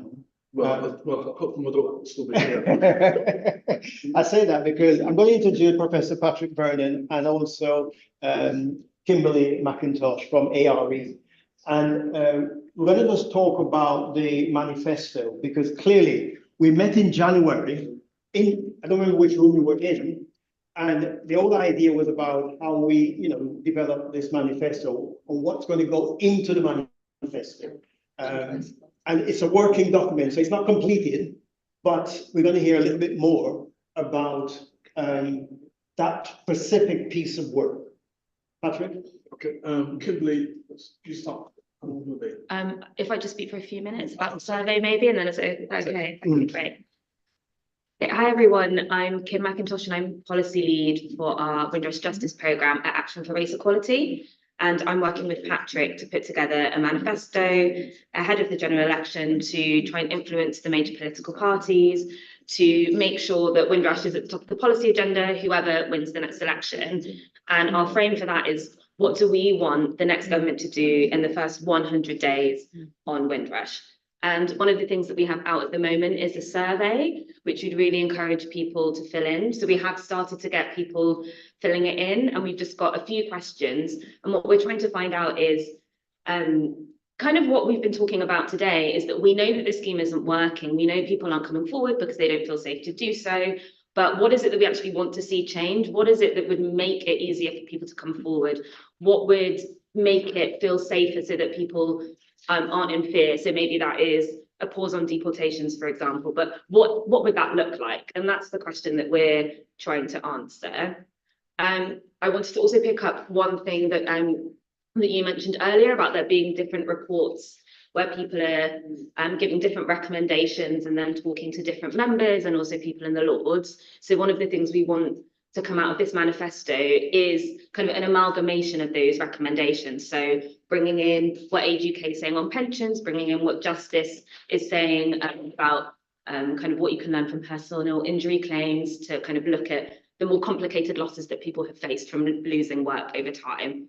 So that we have one coherent message when we're going to MPs and a bit of a coordinated campaign, so that we're not doubling up. We don't have people, we want to use our limited time as best that we can, basically. So I wanted to really pick that up, that it's a good point, but we're on it, we are aware of it. Kimberly, thanks for you. If anyone wants to email me, actually, I only work a day a week though, so I do want to just on this. So I just want to caveat that I'm only in on a Tuesday normally. But Patrick has my email, and the survey link is on our social media accounts, on our Twitter, it's on our website. But I'm happy to find a way to share the best. Maybe I can share it via Justice for Windrush. Yeah. So we'll share that. Looking at this, I think Roland sent me a survey a little while back. Are you the one, is that the survey you're talking about? I think so, yeah. I think that's the same one. Yeah. Same one. Yeah. That's perfect. Yeah. Exactly what's needed. Yeah. That's it. Yeah. So please share it for your network. Come on your line and come on your website and fill that in, or? Yep, so there is. It's online, isn't it? Yeah, it's online. Yeah. And the organization is Action for Race Equality. I don't know that they've done it. I was asking who's done it. I'm not going to subscribe to anybody. I don't know that they've done it. It makes sense. I said it makes sense. Yeah. Go forward with it. I'll complete it and send it back. Yeah. Good. Okay, so Patrick? Yeah, sure. So, hi everyone. Just a matter of course. So in January, Patrick led the first discussion we had about the manifesto influencing the next general election. And as I said previously, we invited all the front bench MPs on that occasion, and the only one that came in the room was from the Green. Yeah. So this is now the second part of that. Please. Yeah, sure. I mean, just obviously we've had the meeting done that Garrett talked about, but actually working with Kimberly, we've had decent response on surveys. We had a consultation meeting online last night, and we got some good feedback, and we're getting constant feedback. And yeah, there have been about, in the last 5 years, there's been about a dozen different types of reports looking at different aspects of Windrush around status, compensation, and there's other reports coming out. So there's one report that I'm involved with, along with Linda Caesar, Michelle Burgess from UCL, University College London. We've done a piece of work looking at mental health and well-being and Windrush as well. So what this manifesto, it's not the greatest hits. That's how I describe it, everyone. It's the greatest hits because as because we've got enough data, we know what the issues are, we've got lived experiences of the Windrush victims, lawyers from the various lawyers and caseworkers from Windrush groups, from law centres, and also the parliamentarians have been involved in that. I have to say that for the SNP, the people of the SNP, I worked closely with Stuart MacDonald, and the SNP was the first political party to raise the concerns of removing the compensation scheme from the Home Office. They were the first party to do that nearly 3 years ago. And it's taken a long time for people to realise that we know that the Home Office has failed, but in the early days, a lot of people wanted to give the Home Office the benefit of the doubt, because at the time when the scheme was launched, particularly, a lot of Windrushers and lots of survivors thought, well, we just need the money. We can't, as the lady spoke a while ago, actually 53 people have died, not 24. That's what we know of. There might be, I think there's more actually in Africa, but that's another story. So people just wanted the money, but after a while, people realised they weren't getting the right level of compensation. As you heard from Glenn Caesar, a lot of the applications are turned down. Why? And on top of that, a lot of people don't trust the Home Office because of the fear of deportation. We all know, we've talked about this so many times, haven't we? So that's why I think now one of the key recommendations in the manifesto is to remove the compensation scheme. But the question is, where does it go? So that's one of the things that we need to think about.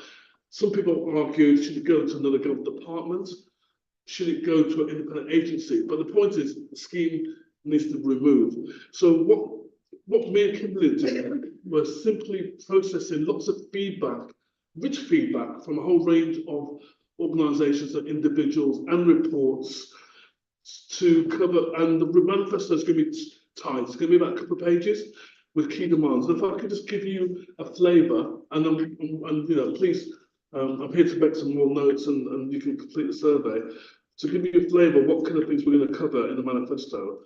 So remember, the whole idea of the manifesto is we want to launch, well, I think general elections are going to be now in the autumn. That's something that you might know differently. Well, he really might change his mind. He's got till Tuesday. He might decide that's he could do. He could say, hold on, so let's, so there are key things we want to, and the whole idea of the manifesto is for all the political parties to say, and going back to the point that Gary was talking about, is actually there's two things. Obviously, there's how you exercise your vote, but also it's about when people knock on your door,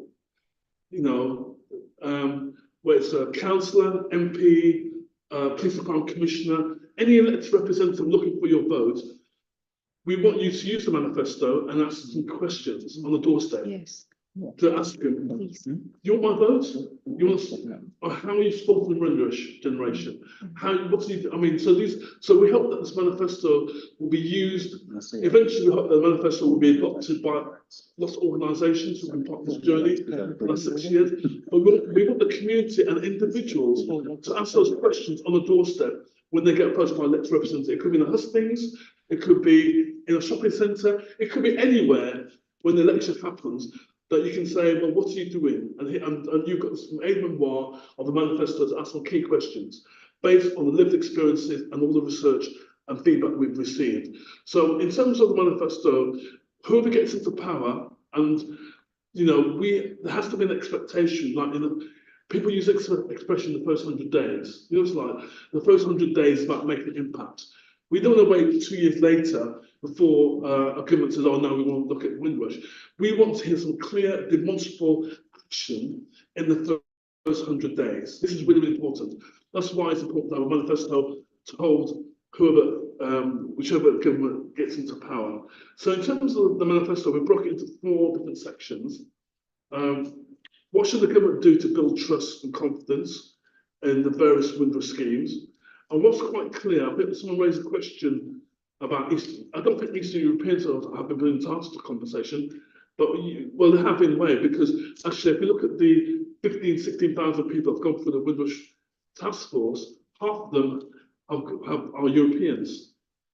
That's been well documented on the Home Office website, which means that a lot of Windrushers still have not come forward, basically. That's number one. And the ones that have come forward, because of one of the key issues the Home Office have used, about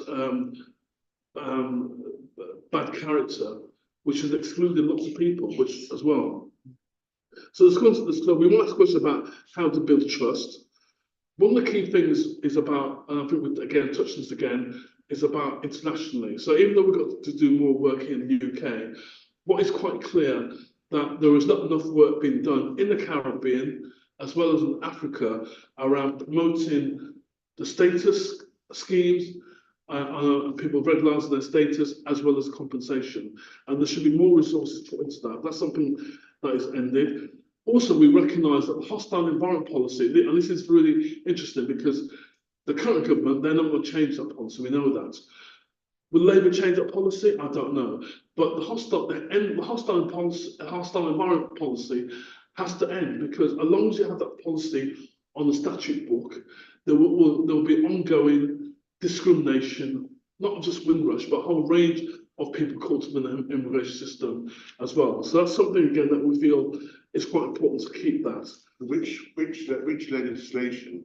Sorry, you said as long as you have that policy. Hostile environment policy on the statute book. It's on the statute book. What law? What legislation is it? The Immigration Act of 2015, which has been further reinforced by the Immigration Act that came out about 2 years ago. Okay. So that, and obviously on top of that, you've got the hostile environment reminder. So that it's policy and law. So we have to change that law. The law is what you're talking about. Yeah, definitely. The law. Right. Yeah, I mean that's what we had discussed in the first place. The 2015 Immigration Act. Yeah. Okay. So one of the key things is about what should the next government do to ensure that people affected by around their citizenship. And again, a lot of people, the feedback we've had so far, people should be given automatic status. Why should you have to go for the rigmarole of the Windrush Task Force to prove your status? You know, so why can't people be given automatic status? And there are examples of people being given automatic status. If you look at the Hong Kong Chinese, they will eventually potentially get automatic status. If you look at the schemes connected with Ukraine as well. So why can't the Windrush generation get that automatic status? That's a question we've asked as well. One of the questions linked to that is about an amnesty for the Commonwealth individuals who've been in Britain for over 30 years, because we know there are a lot of people who are working, you know, and we all know this. Let's be upfront. You've got family members, people that you know who are just working unofficially on the side. Why can't we just regularise people's status, hiding in the shadows for a long time? Something we get taken advantage of in terms of a whole variety of issues around as well. So, I mean, I know that there was lots of conversations 10, 15 years ago about amnesty, and maybe this is the time for that to happen as well. The compensation scheme, we spent a lot of time talking about it being removed, it being revamped, etc., and have that compensation to reflect the true losses incurred for the Windrush generation. One of the key things is about access to advice and provisions, and this is one that we need to have some, and good to get your opinions on. So some people think that there should be an approved list of solicitors or lawyers that should have a contract to do all the kind of casework and support and advocacy work for Windrush.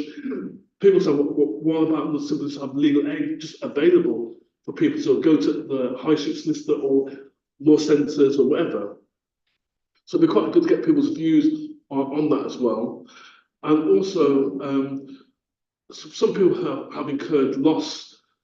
You know, they've already paid lawyers already, but can you get that money back? It might be difficult to see whether we can get that money back from where people made upfront costs already. And those are the questions that we want to look at.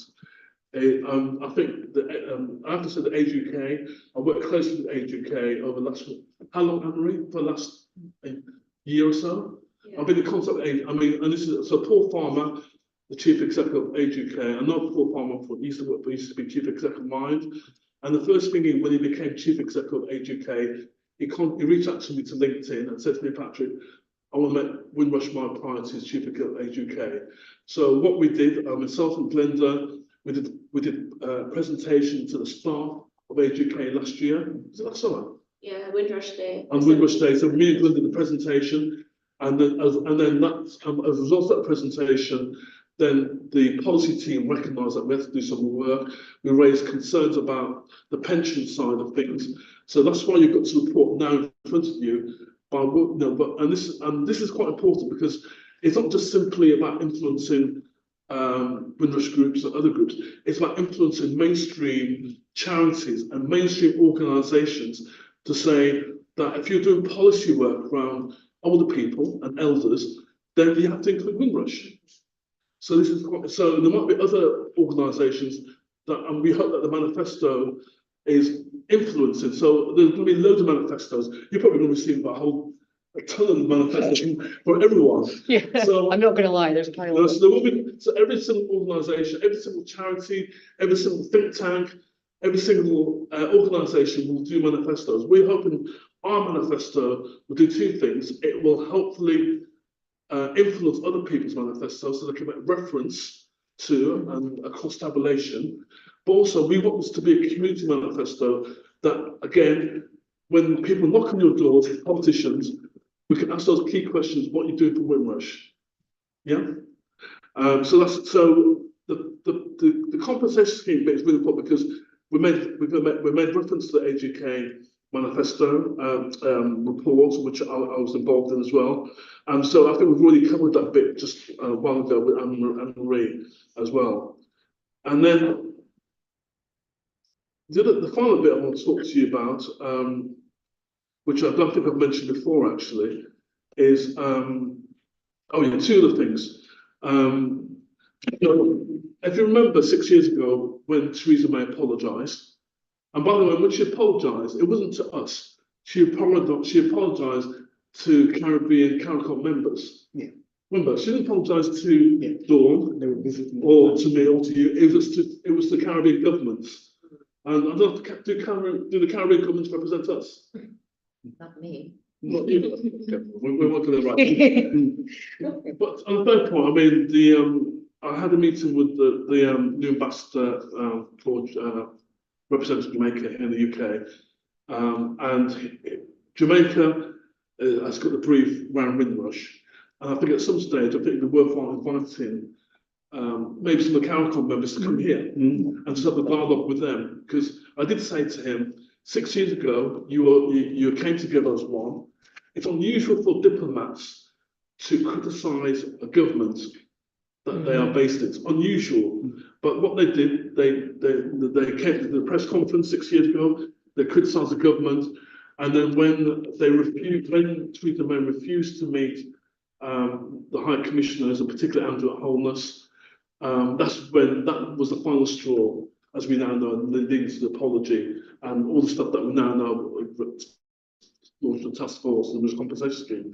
But one of the key things which, at the time, if you remember, and you were probably in Parliament at the time, when there was a motion that necessary documentation discussing the scandal, which was discussed at Home Office, discussed at number 10 and the Cabinet Office.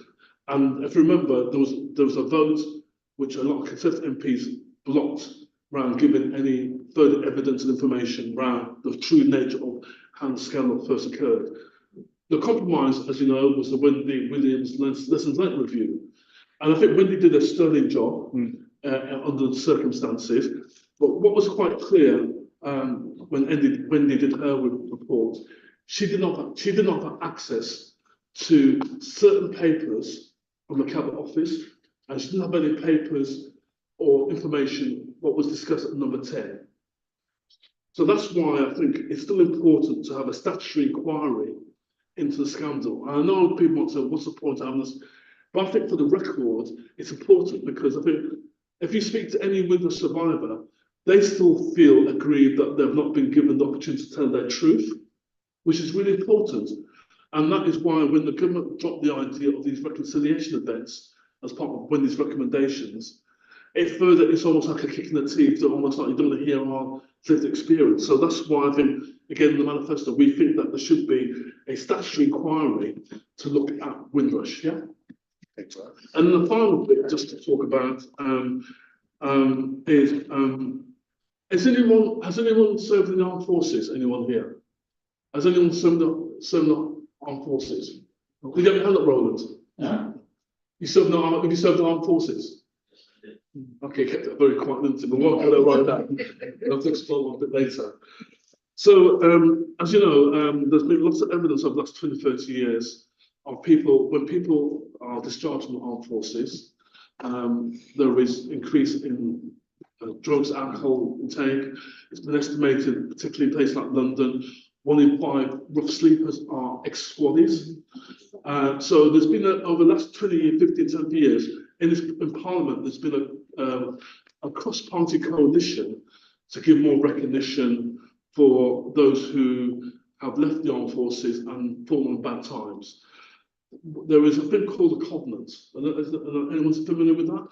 The Covenant is like if you are discharged from the army, you get direct access to healthcare in terms of specialist mental health support, additional support around employment advice, rehabilitation, housing. In our manifesto ideas is why can't you have that similar covenant for survivors and the victims of the Windrush scandal? Because currently, as the thousands of people that have gone through that terrible ordeal and their families, not many of them are getting counselling. Some people still got problems with housing as we speak. I mean, the compensation scheme, this part that's on one side. I'm just talking about outside of that. Housing, mental health support, you know, again, going back to the point that was raised about people dying, over 53 people died. And if you look at all the coroner's reports, people have either died of stroke and hypertension. Yeah, I mean, you can't, obviously, you know, we know that issues affecting Black people around health inequalities. But what's quite clear, the additional factor of the hostile environment policy and its impact on your physiology and your mental well-being has an impact on your mobility and it's reducing your life expectancy. Yeah? This is a fact. It's a great evidence base. So that's why it's important that there has to be that wraparound support for the victims and their families, right? Access to healthcare, access to housing, etc. So there should be almost like a covenant and a fast track approach for this as well. That's something that we built into the manifesto. So these are some of the broad things that we've talked about in the manifesto. It'd be good to hear your feedback into what we hope to do. Kimberly and myself will be having a draft that eventually will definitely circulate. We'll definitely have an online launch event. Feedback will come back here to share this as well. And we hope to get this, have a draft done in the next couple of weeks or so. Sorry, if there's no general election in May, Can I just, sorry, I have suddenly got very bad stomach cramps and I'm just going to have to go. And I'm really sorry because this is really helpful and really good, but I'm just going to have to bail, I'm sorry. But can I just make one suggestion that you ask for it to be in the first King's speech? Ask for Windrush to be mentioned in the first King's speech. Yes. Because that's very much the first 100 days, and and I'm so sorry. I've never run out in a meeting before like this. Thank you.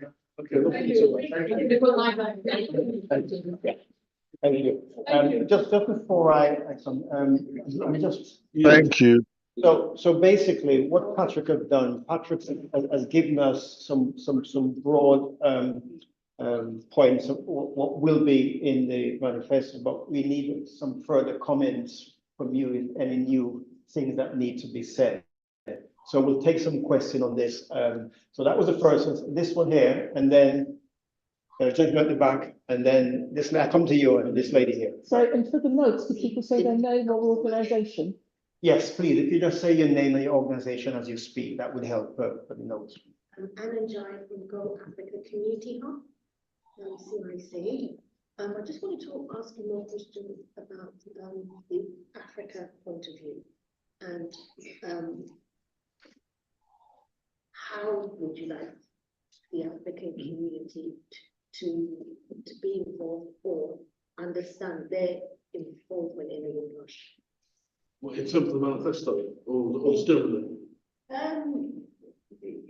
In regards to what you explained today. Yeah. I would like to know, because you made a statement that the African community don't know and should know, and that even in Africa, they're not applying. So that's what I wanted to understand, because my work is rooted in how Africans apply.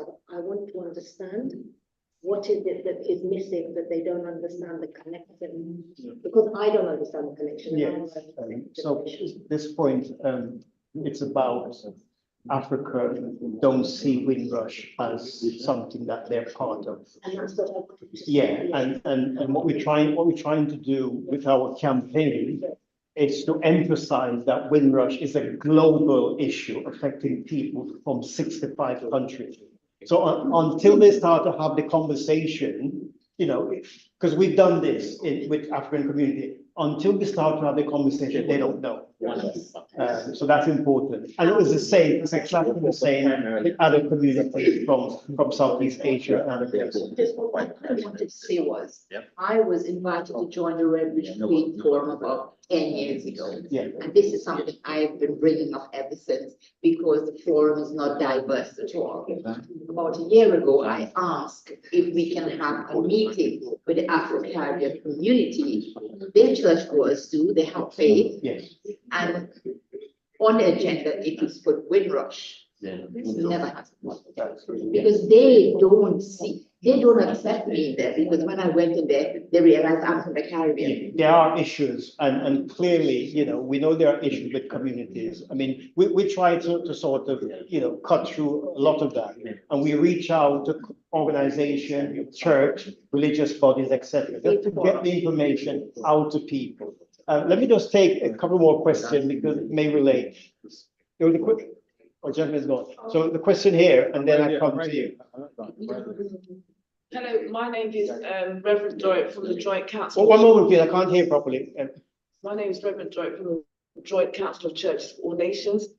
So my question is in relation to the legal help, in relation to the listing, and also in relation to the funding, so that, you know, those who want to apply, that they can seek for legal representation that will be paid by the government. At this moment in time, that is not the case.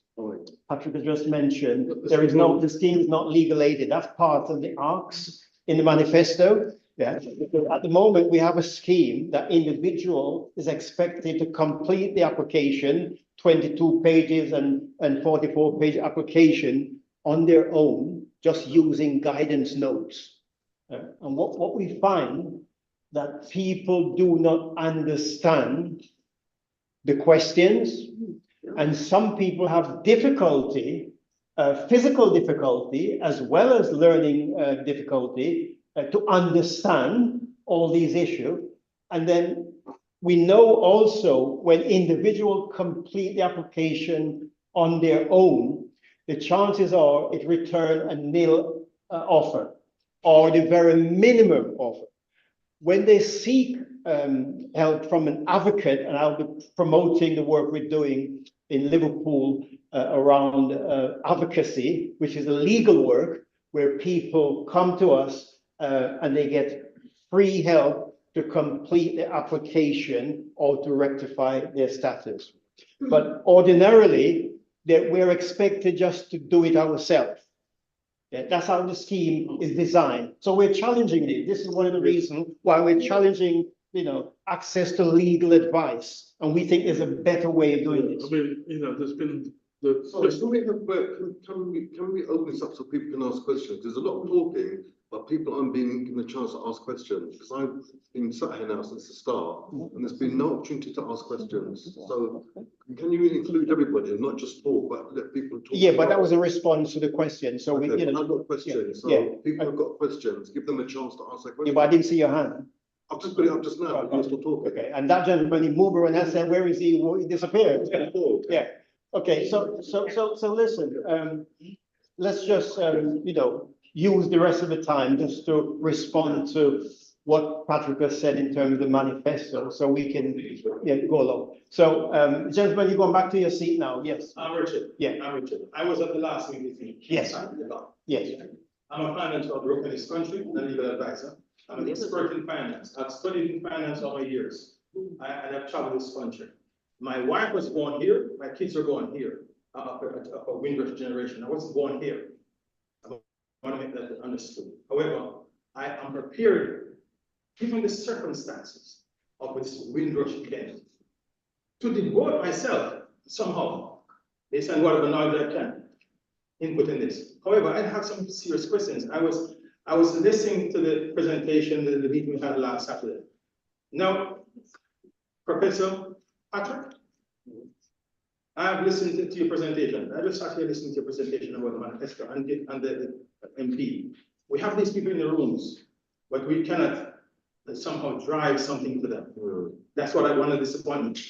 And so the question I want to ask you, you made reference to the fact that there are many manifestos. What's the purpose of the manifesto? That's the first thing I want to ask. The purpose, we must now digest the purpose of the manifesto. What is going to bring us first? I want to answer that question first. Answer that question. Well, simple. I mean, we've got a general election coming anytime now between October and November, and manifesto is, in our democratic society, is a way of interest groups that ranges from trade unions, charities, think tanks, lobbying agencies, even the private sector are lobbying a potential government about what should be in their program of work when they get into power. You know, I've been involved in quite a few manifestos over the year. Operation Black Vote used to organise manifesto settings, other charities and other organisations. But as we now know, the Windrush scandal, 6 years on, it's still not been resolved. So do we have an opportunity to say this is what we need for a future government? And also, as I said, when MPs start knocking on your doors, prospective candidates knocking on your door, I think it's also asking legitimate questions. What are you doing for them? How are you going to resolve the scandal? You want my vote? And so this opportunity to challenge, but also to mobilise as well.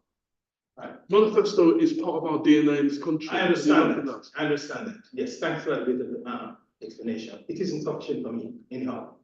Consist in the fact of the matter that you have not given a mandate as to accountability, holding a government accountable. That's what the purpose of Windrush should be. Teresa May made a lot of errors. And we, as you, Gary made mention last week and tonight again, that there are 65 countries involved.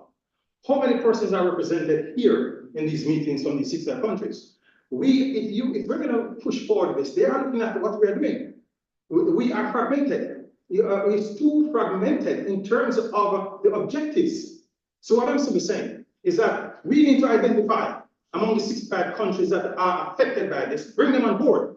The Mandela Manifesto hold the government accountable according to the representatives here. I'm a Caribbean guy, and I notice that it is more central focus because of the Caribbean ethos, the Jamaican ethos, the other islands ethos. This is not to be. Yes, it was driven initially from the Caribbean, but there are other people who have been engrafted in this because of their immigration status. Am I right? So on that basis, we need to engage. I'm speaking this loudly and clear because these meetings must not end as a talking shop anymore. We must get results. So let me respond to engagement. I'm a result-oriented person, Gary. One second. I just want to emphasize that. This is my point. I have children born in this country, and I've defended many people in this country as well. And I'm simply saying we must stand up to the government. That manifesto must be watertight in such a way that you hold the government accountable. Accountable. We don't want this thing to be poor. I watched her getting up and going. The other MP going. This is we should have. They are seeking political votes. Are we going to take? You're going to take the sort of another football game? They're taking us for We don't want that.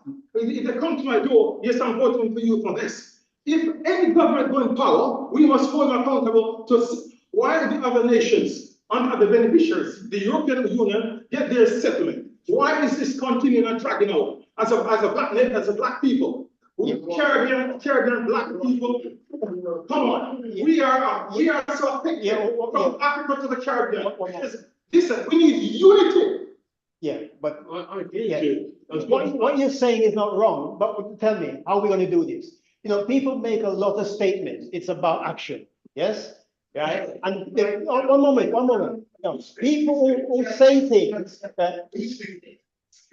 I hear what they say. I agree 100% with what they say. I've been saying it to Roland for the past 2 years, to Anthony, to hold the rod. And I tell you one thing, I was going to ask you a question just now, okay? And that question is, the public inquiry is not for me to go and sit there and find out or tell them how I feel as a victim. It's to find out who knew what about this. That's the question my research is. That's the first thing. The second thing is about speaking to government, the covenant you're talking about. This government put together an all-party working group, to deal with the Windrush victims. We were all stakeholders. Objectors to that group got that group disbanded. And we couldn't go and talk to them, and that group had access to every single government department. You wrote to Rishi Sunak, I wrote to Rishi Sunak. He wrote back to me on the 23rd of February and said to me, Mr. Lucas, you need to go to every single government department and ask them what their policy is. That's what the working group was going to be doing. Yeah. Now, I'm going to do it. Yeah. Now, what he's saying, okay, is 100%. You want to hold them accountable. When I started doing that, they tried to kick me out of this country, and that's what raised it. Yeah, but And you're not sitting here talking. I look for action. It's all right. No, it's all right saying things. No. One moment. Ask me what my view is, what my wanting is. That's what here. What's the question? So Yeah. It's all. Listen, 1 minute. It's no point making. What we need. I'm sorry. No, sorry, I'm gonna be blunt. I need to hear from other people. No, 1 moment. Sorry. You've said your point. Let me hear. No, can I just get no? No, you already said enough. Let me hear from this gentleman. Patrick, what time frame do you have for? You said 100 days. I heard in your manifesto. the first 100 days, when a government gets into power, they have 100 days to demonstrate that they're going to deliver or promise something. So, and quite rightly, the MP said we have to make sure that in the first 100 days, in the King's speech, when Parliament officially opens, there is something on the statute book or what they're going to do about Windrush. So that's why we're working on this manifesto. We've got a lot of support, a lot of feedback from people, and I hear the frustrations that you're saying. I've been on this journey for the last several years, fighting and campaigning. Quite a few of us have, and it's all of attrition. You know, some people have given up. My good friend Paul Wilson, who was fighting 6 years ago, died of a broken heart. We have to keep fighting. Yes. So you're quite right about unity. You're very right. But I think, remember, this is an election for the UK. We have to say to any prospective parliamentary candidate and current MPs, what if we do for Windrush? People talk about the black votes. This is the opportunity. If you want the black votes, we need to do that. I know there's a whole debate, why should we not vote, but the thing is that if we're not taken seriously, and there are a number of marginal seats up and down the country where we can actually influence the outcome of an election of an MP. More of us need to be saying and challenging. Excuse me, and at that point, I will really just now say, hold on a second. Say, oh, they don't. Listen, we can't all be speaking like this. I've said this, I come to this gentleman, yes, let him speak. I've got Judy over there waiting. So can we just have some order, please? Can you just ask your question? Can you finish? I don't want to interrupt you. Just fine, sorry. Okay, so we came in.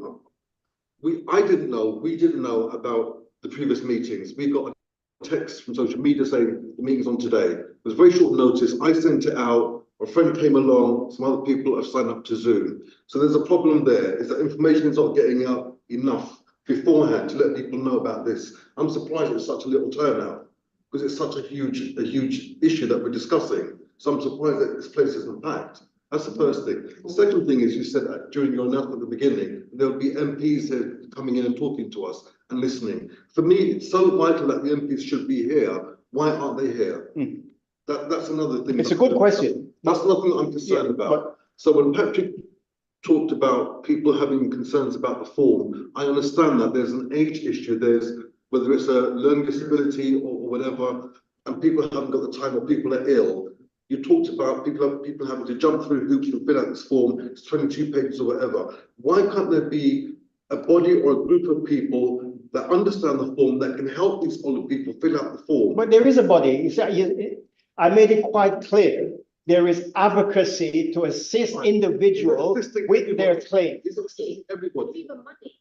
Yeah, Yeah. Giving out money. Right, but these advocacy groups, are they helping everybody? I mean, all over London and the UK, or is it just centralised? No, they do have groups in London and other cities. There isn't enough of those groups for the demand, but there are groups in London and other places. I represent a group in Liverpool, yes, and we get inquiry from outside of Liverpool for assistance.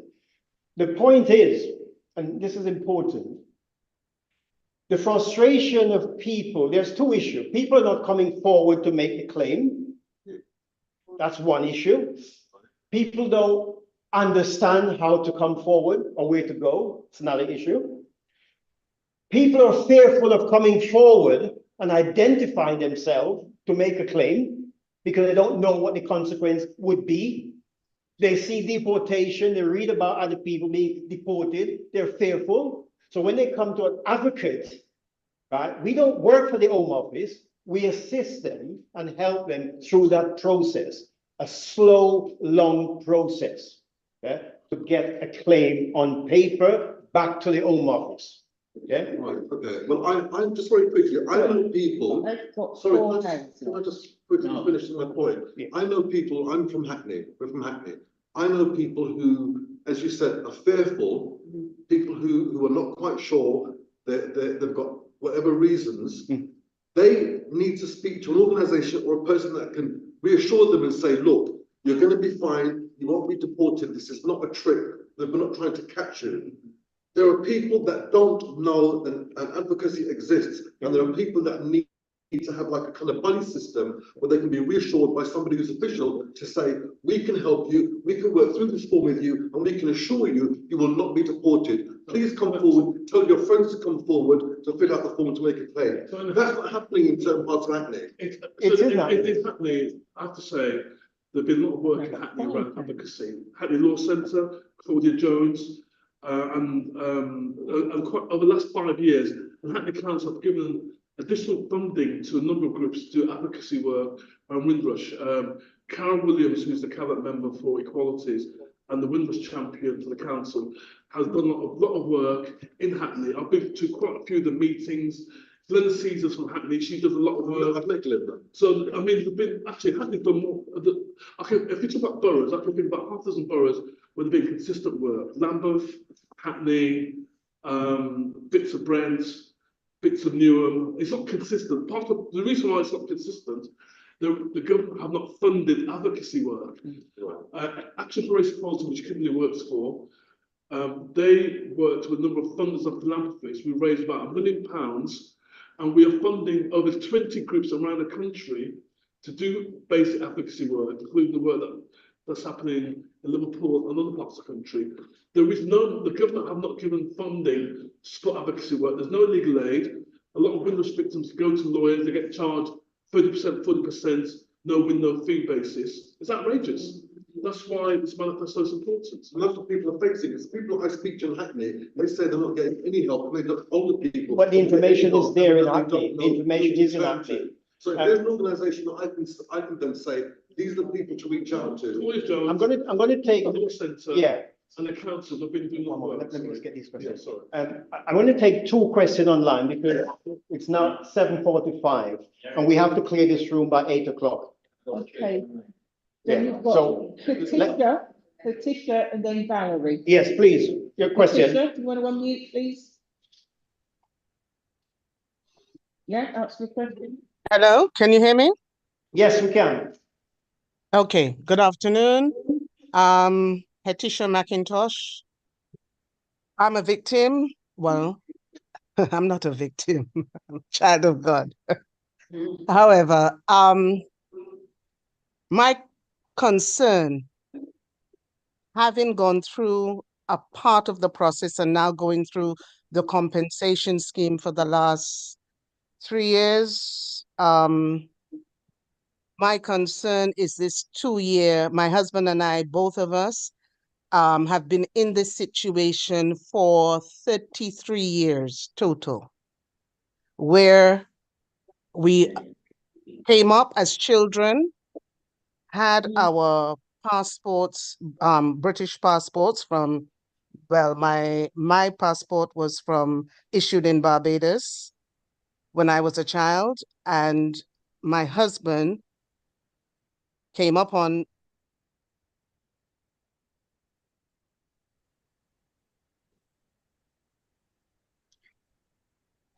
Can't hear you, Letitia. See, that wasn't a question. If people can just stick to the question, please. We've only got 10 minutes in this room. Okay, Yeah, no, so sorry. no, sorry, let me just We've take got Valerie, online. Letitia's got lost somehow. Valerie's the next person on the queue. Valerie, can you If you unmute come and you and can ask? just facilitate this, this bit. Have we got the contact sheet? Valerie? his grandmother's passport as of 1974, got his own passport. Okay, Letitia, you're breaking up.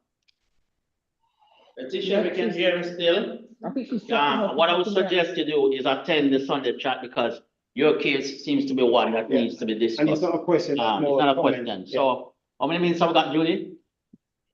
Pat and Joan done, but they've spoken already. Right. Okay, so we're gonna dedicate Just about one a minute. minute, yeah, one minute. I do want to say one thing, but I'll wait till after the other person here on Zoom. Yeah, can I have a word? Hello? Yeah, Pat, Yeah, you've spoken already. We're looking at people in the room that need to speak. but this is over. This is a different the manifesto.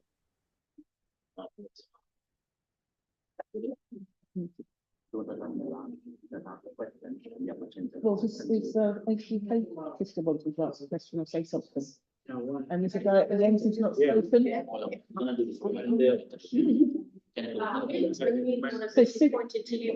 Right, while you've got your hand up and nothing's happening, speak. Patrick, I want to ask about Thank you. for the manifesto. Are you going to have something on data collection? Because some of the issues that we faced is we can't find the stats. There's not enough stats. I remember asking the Home Office, like, put in oral questions or PQs to parliamentarians. They're coming back to us and saying, oh, all the data is on this database, and they're making up, like, they're sending us through a cycle where we can't find any data. What sort of data you talk about? So, like, for example, we wanted to know, like, how many people have been denied, and then or how many cases have been denied in each quarter since the scheme launched, for example, or how many people have appealed, or how many people have been. But they don't break it down enough in a way that we can use it for like media. So we're trying to find like media hooks with stats, but because the data isn't broken down enough in the sense that we'll get like good traction when we try and put it to the media, we're not able to do more. So, you know, like on the 3rd of May, there's going to be the anniversary of the Windrush compensation scheme. We want to do a media story, but we don't have the data to back it up. And our report is quite light on stats. Yeah. So I don't know if there's like an opportunity to put something about data collection. Well, we could definitely put on better clarity, but I think Basically, we're gonna go to Zoom. We're in the room, so we're gonna go to Zoom. Sorry, yeah. I'm sorry. We're in the room. One moment. I'm just going to let Roland finish off. I've got to catch a train back to Liverpool for 8:30. So Roland's going to finish off the session. And then we must vacate this room by 8 o'clock. That's, you know, we can be outside there in the corridor, but we must vacate this room by 8 o'clock. That's the rule. So please, can we obey that? Yes. Quick question, seconds, please. Quick question, yeah. Sorry, excuse me, hello. No, we can't be having different meetings. We have limited on time. Can we just? This man said about people don't know. So you don't know what you don't know. How would people, I mean, if it was me or my family, how would they possibly know? If there's no directory, how would you know that? Right. Okay, let me answer that quickly. Well, you wouldn't know. This is about engagement. If your friends, family, or whatever, want to apply to the scheme, want to get more information about the scheme, it's about engagement. If you search the Windrush compensation scheme, there are a number of organizations that will come up. Okay. We as a community need to engage a lot more. And we talk about people not applying to the scheme. As it is at the moment, I have over 100 close family members that have identified and said, you are entitled to compensation. I've Zoom meetings, message, and they have not come forward. Judy, can we go to Zoom, please? Seconds for each question, please. We're gonna go directly to Zoom. We are in the room. We're here, we can engage. These people are remote. Let's give them the opportunity to ask the question. Yeah. Judy, Zoom, please. Can I speak? Who is it? Identify yourself, please. No, Letitia, are you able to speak? Judy, go by the hands, please. Okay, Pat, unmute yourself. Has he spoken already? Yes. Pat, unmute yourself, please. If not, I'm going to Jojo. Is there anyone there that has not spoken as yet? No. I've spoken, I know. I'm just going to say really quickly that I'm really grateful to you all, but I do think it needs to be a survivor-centered meeting because people don't get heard that often. The other thing, I think Patrick's idea is great about the King's Speech, but I really think we need to actually make them read out the people who've died. But I do think it's important that it's a survivor-centered meeting. But thank you very much. That's all I wanted to say, because there's real trauma here. Agree to John. Yeah, Can we go to the next? Please, no, we're here. You're in the room, please. You're in the room. Can I talk now? People are remote. That's why we're going to give them priority. The Zoom, Yeah. please. Petition says she wants to hear about the 2-year time limit when you were forced out. The 2-year time limit? When you were forced out.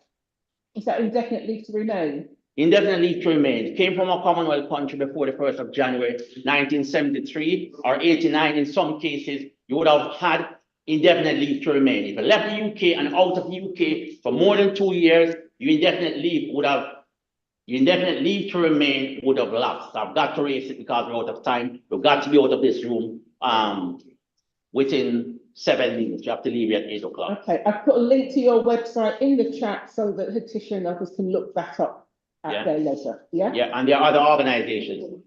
I'm really concerned that our friends at the end. Yeah. When you know the whole scheme is wrong, but you can't able to challenge it, but you're continuing with the scheme and you're saying you could help someone, and at the end of the day, that helping someone is leading to, again, 20 people dying, and the scheme is wrong. That's what we hear. We all agree that the scheme is not fit for purpose. The scheme is wrong. It's totally. We agree with that, Lance. We agree with that. A fire, so you're taking them out of fire and put them in a fire, trying to help them. You know it's wrong already. I understand that. Are there any more questions, Judy? Judy, have we got any more questions? They need people to Yes. challenge that. Online me. There's a body that can challenge that, and you're not even helping the body to challenge the wrongness. Lance, you can't be having 2 meetings, Lance. Judy. I just want to thank Professor Vernon for all the work that he's doing. I think it's fantastic, and I'd like to work with him on the manifesto.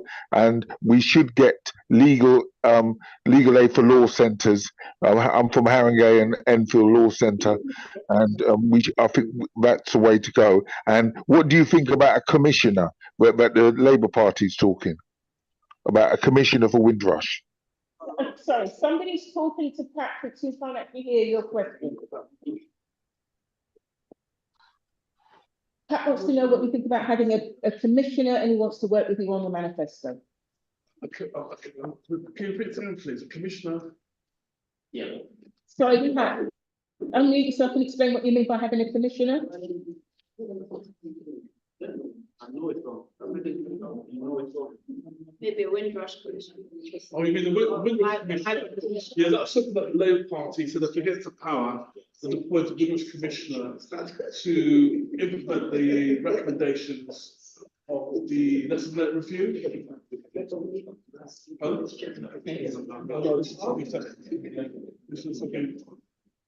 Is that the same thing? Is that the question? Is that what you mean, Pat? Yes. We think we're getting tired and we're having more than one meeting going on, so it's actually quite hard to hear. Has the question been answered?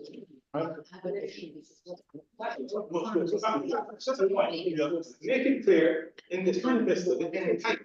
Where's your mommy? Yeah, the entitlement, everyone. That's a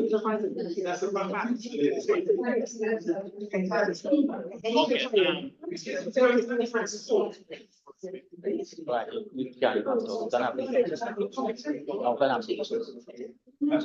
Excuse me, everyone, please. We're gonna have to call the meeting to a close now. Patrick, please, please. Some order, please. We're gonna have to call the meeting to a close now because we've run out of time. We need to be out here by 8 p.m. and we're nearing up 8 p.m. now. For anyone on Zoom, can we stop the background noise, please, for a second? There are people that are remote, they're on Zoom, they need to hear us. Please. Can we be put a bit of silence, please? Appreciate it. For those on Zoom or anyone in the room, if you would like further information about the Windrush compensation scheme, we host a Sunday chat, Zoom meeting. Second and last Sunday of the month, we discuss the Windrush compensation scheme. We talked about engagement earlier. The Zoom meeting is called the Windrush compensation scheme Sunday chat. If you Google that, it will come up somewhere close to the top.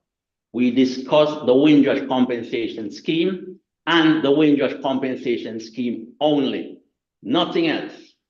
The different categories, heads of claim, etc., the feelings, etc. That's where there's no one else that do what we do in terms of engagement remotely. We put out special effort to reach out to those outside the UK, including the continent, Africa I'm talking about. And we have assisted that individuals from outside the UK, on the continent, Jamaica, etc., with their compensation application, as well as their status. We try to streamline the whole process when we're assisting anyone with their visa, returning resident visa, or compensation. If you're in Ghana, Jamaica, wherever, we encourage you to use the digitized approach to filling out the application. Okay, I'll come from a lived experience. But growing up in Jamaica, I know that everyone has got access to internet connection, etc., etc. But I must emphasize, it is about engagement. Make contact, get in touch. If there's anyone who are here in the meeting, are here in the room, if you have made an application and you've had an offer as a primary claimant, I'm encouraging you to get your close family members to apply. They too can apply this to the scheme. The close family members that can apply are as follows: wife or husband of the primary claimant, parents, children, siblings, and anyone that has lived. Yeah, I know. Live with the primary claimant for 2 years or more in our nation. We're literally out of time. I've got some leaflets here for Global African Congress. They are the ones that have been assisting us to a great extent. We organizing this meeting. We're out of time. We got to go. Google. Thank you. Thank all the speakers. Thank you.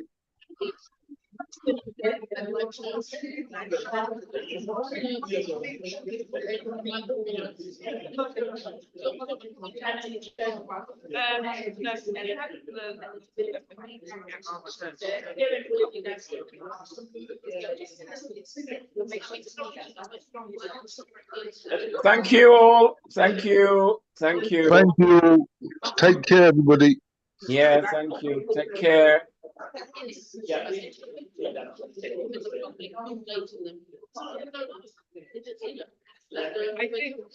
down to resources, down to reaching out to the community.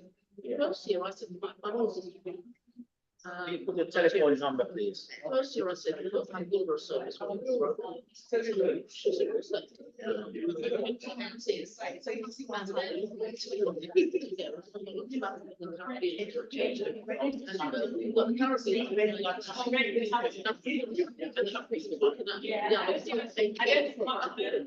it's all the same people.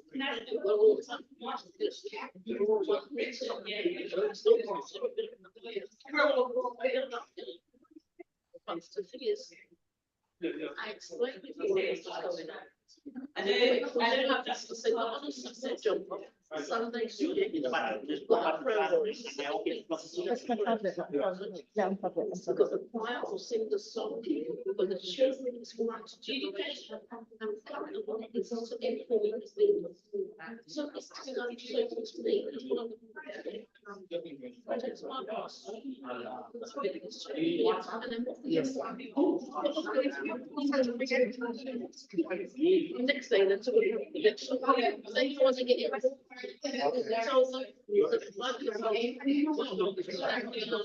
We do a lot of work on, a lot of research, a lot of research on this question, also do it elsewhere. Get them influenced without building this whole generation of children. We call this two lectures, about what it is. And in union to teach what to in the curriculum and show them.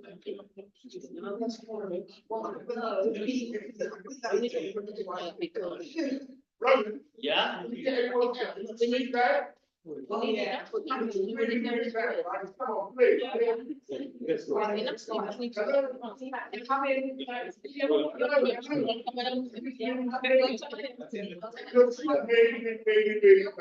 Yeah.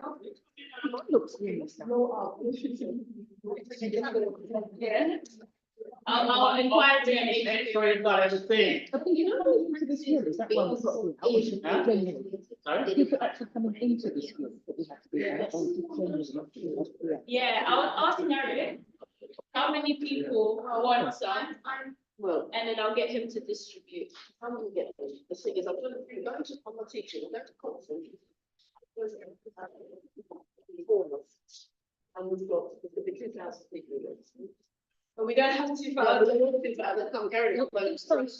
All I'm saying is, how can we get a few? I put them in the office. It's just because Garrett told me to only bring 6. But how can I get them? So So- Norbury. Then we can post them to you, Oh, but yeah. does Garrett have you guys' details? So if I'll message Garrett tomorrow. No, I don't know Garrett, I know Roland. Are you same organization? Yeah, so I'll message them tomorrow and ask how many, can you give me a list of contacts or something from the rallies? Yeah, wait, because I can only carry so much, so I've got other things to carry, but if we've got about 30.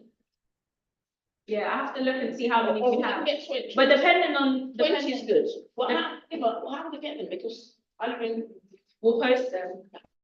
Norbury. We'll post them anywhere. We posted them to MPs are in Scotland. Yeah, and then I can give some to other organisations I belong to. Yeah. Well, I'll message Roland tomorrow And and people then, don't know that HUK is even involved.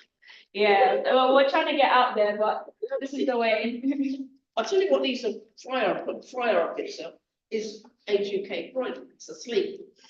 Yeah, there's a local educator. It's They're asleep. Thank you so much, guys. Yeah, well, I'll be in touch. Yeah, So, excuse me, shall I give Garrett, or you want to give me the contact direct? now I'll message Roland tomorrow and Gary, Yeah. and then I'll get contact details. Okay, thanks very much. I mean, why you have to, I'll talk to you first. Yeah. So how do you meet it?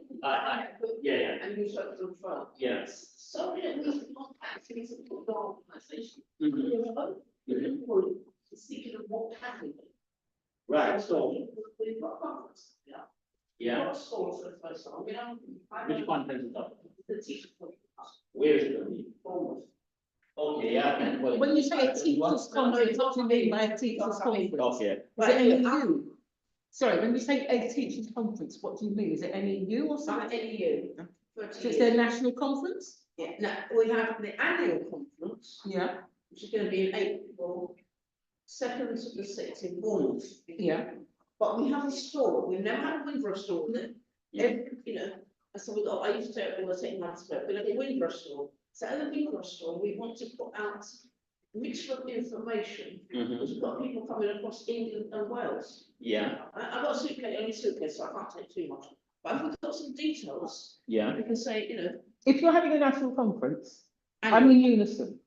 So we have a similar structure. What you can do is arrange for the national organisation to request the information be sent down, because they will send a truck probably with literature and other things. So you can ask for things to be put on that truck so that you save on the postage. But you need to know what it is. Yeah, but I can't carry anything else. I want to carry. That's what I'm saying. You don't have to carry it. You can ask the national committee. What, our union? Yes. Ask our union what to, well, they did say I can get some things. To get whatever things you're thinking of including, for them to get copies of it and then to take it down to Bournemouth. Right. So that you don't have to do it. Yeah, I can see, do you know me? Yeah. Your earrings. Yeah, Your earrings. okay. Oh, say, do you know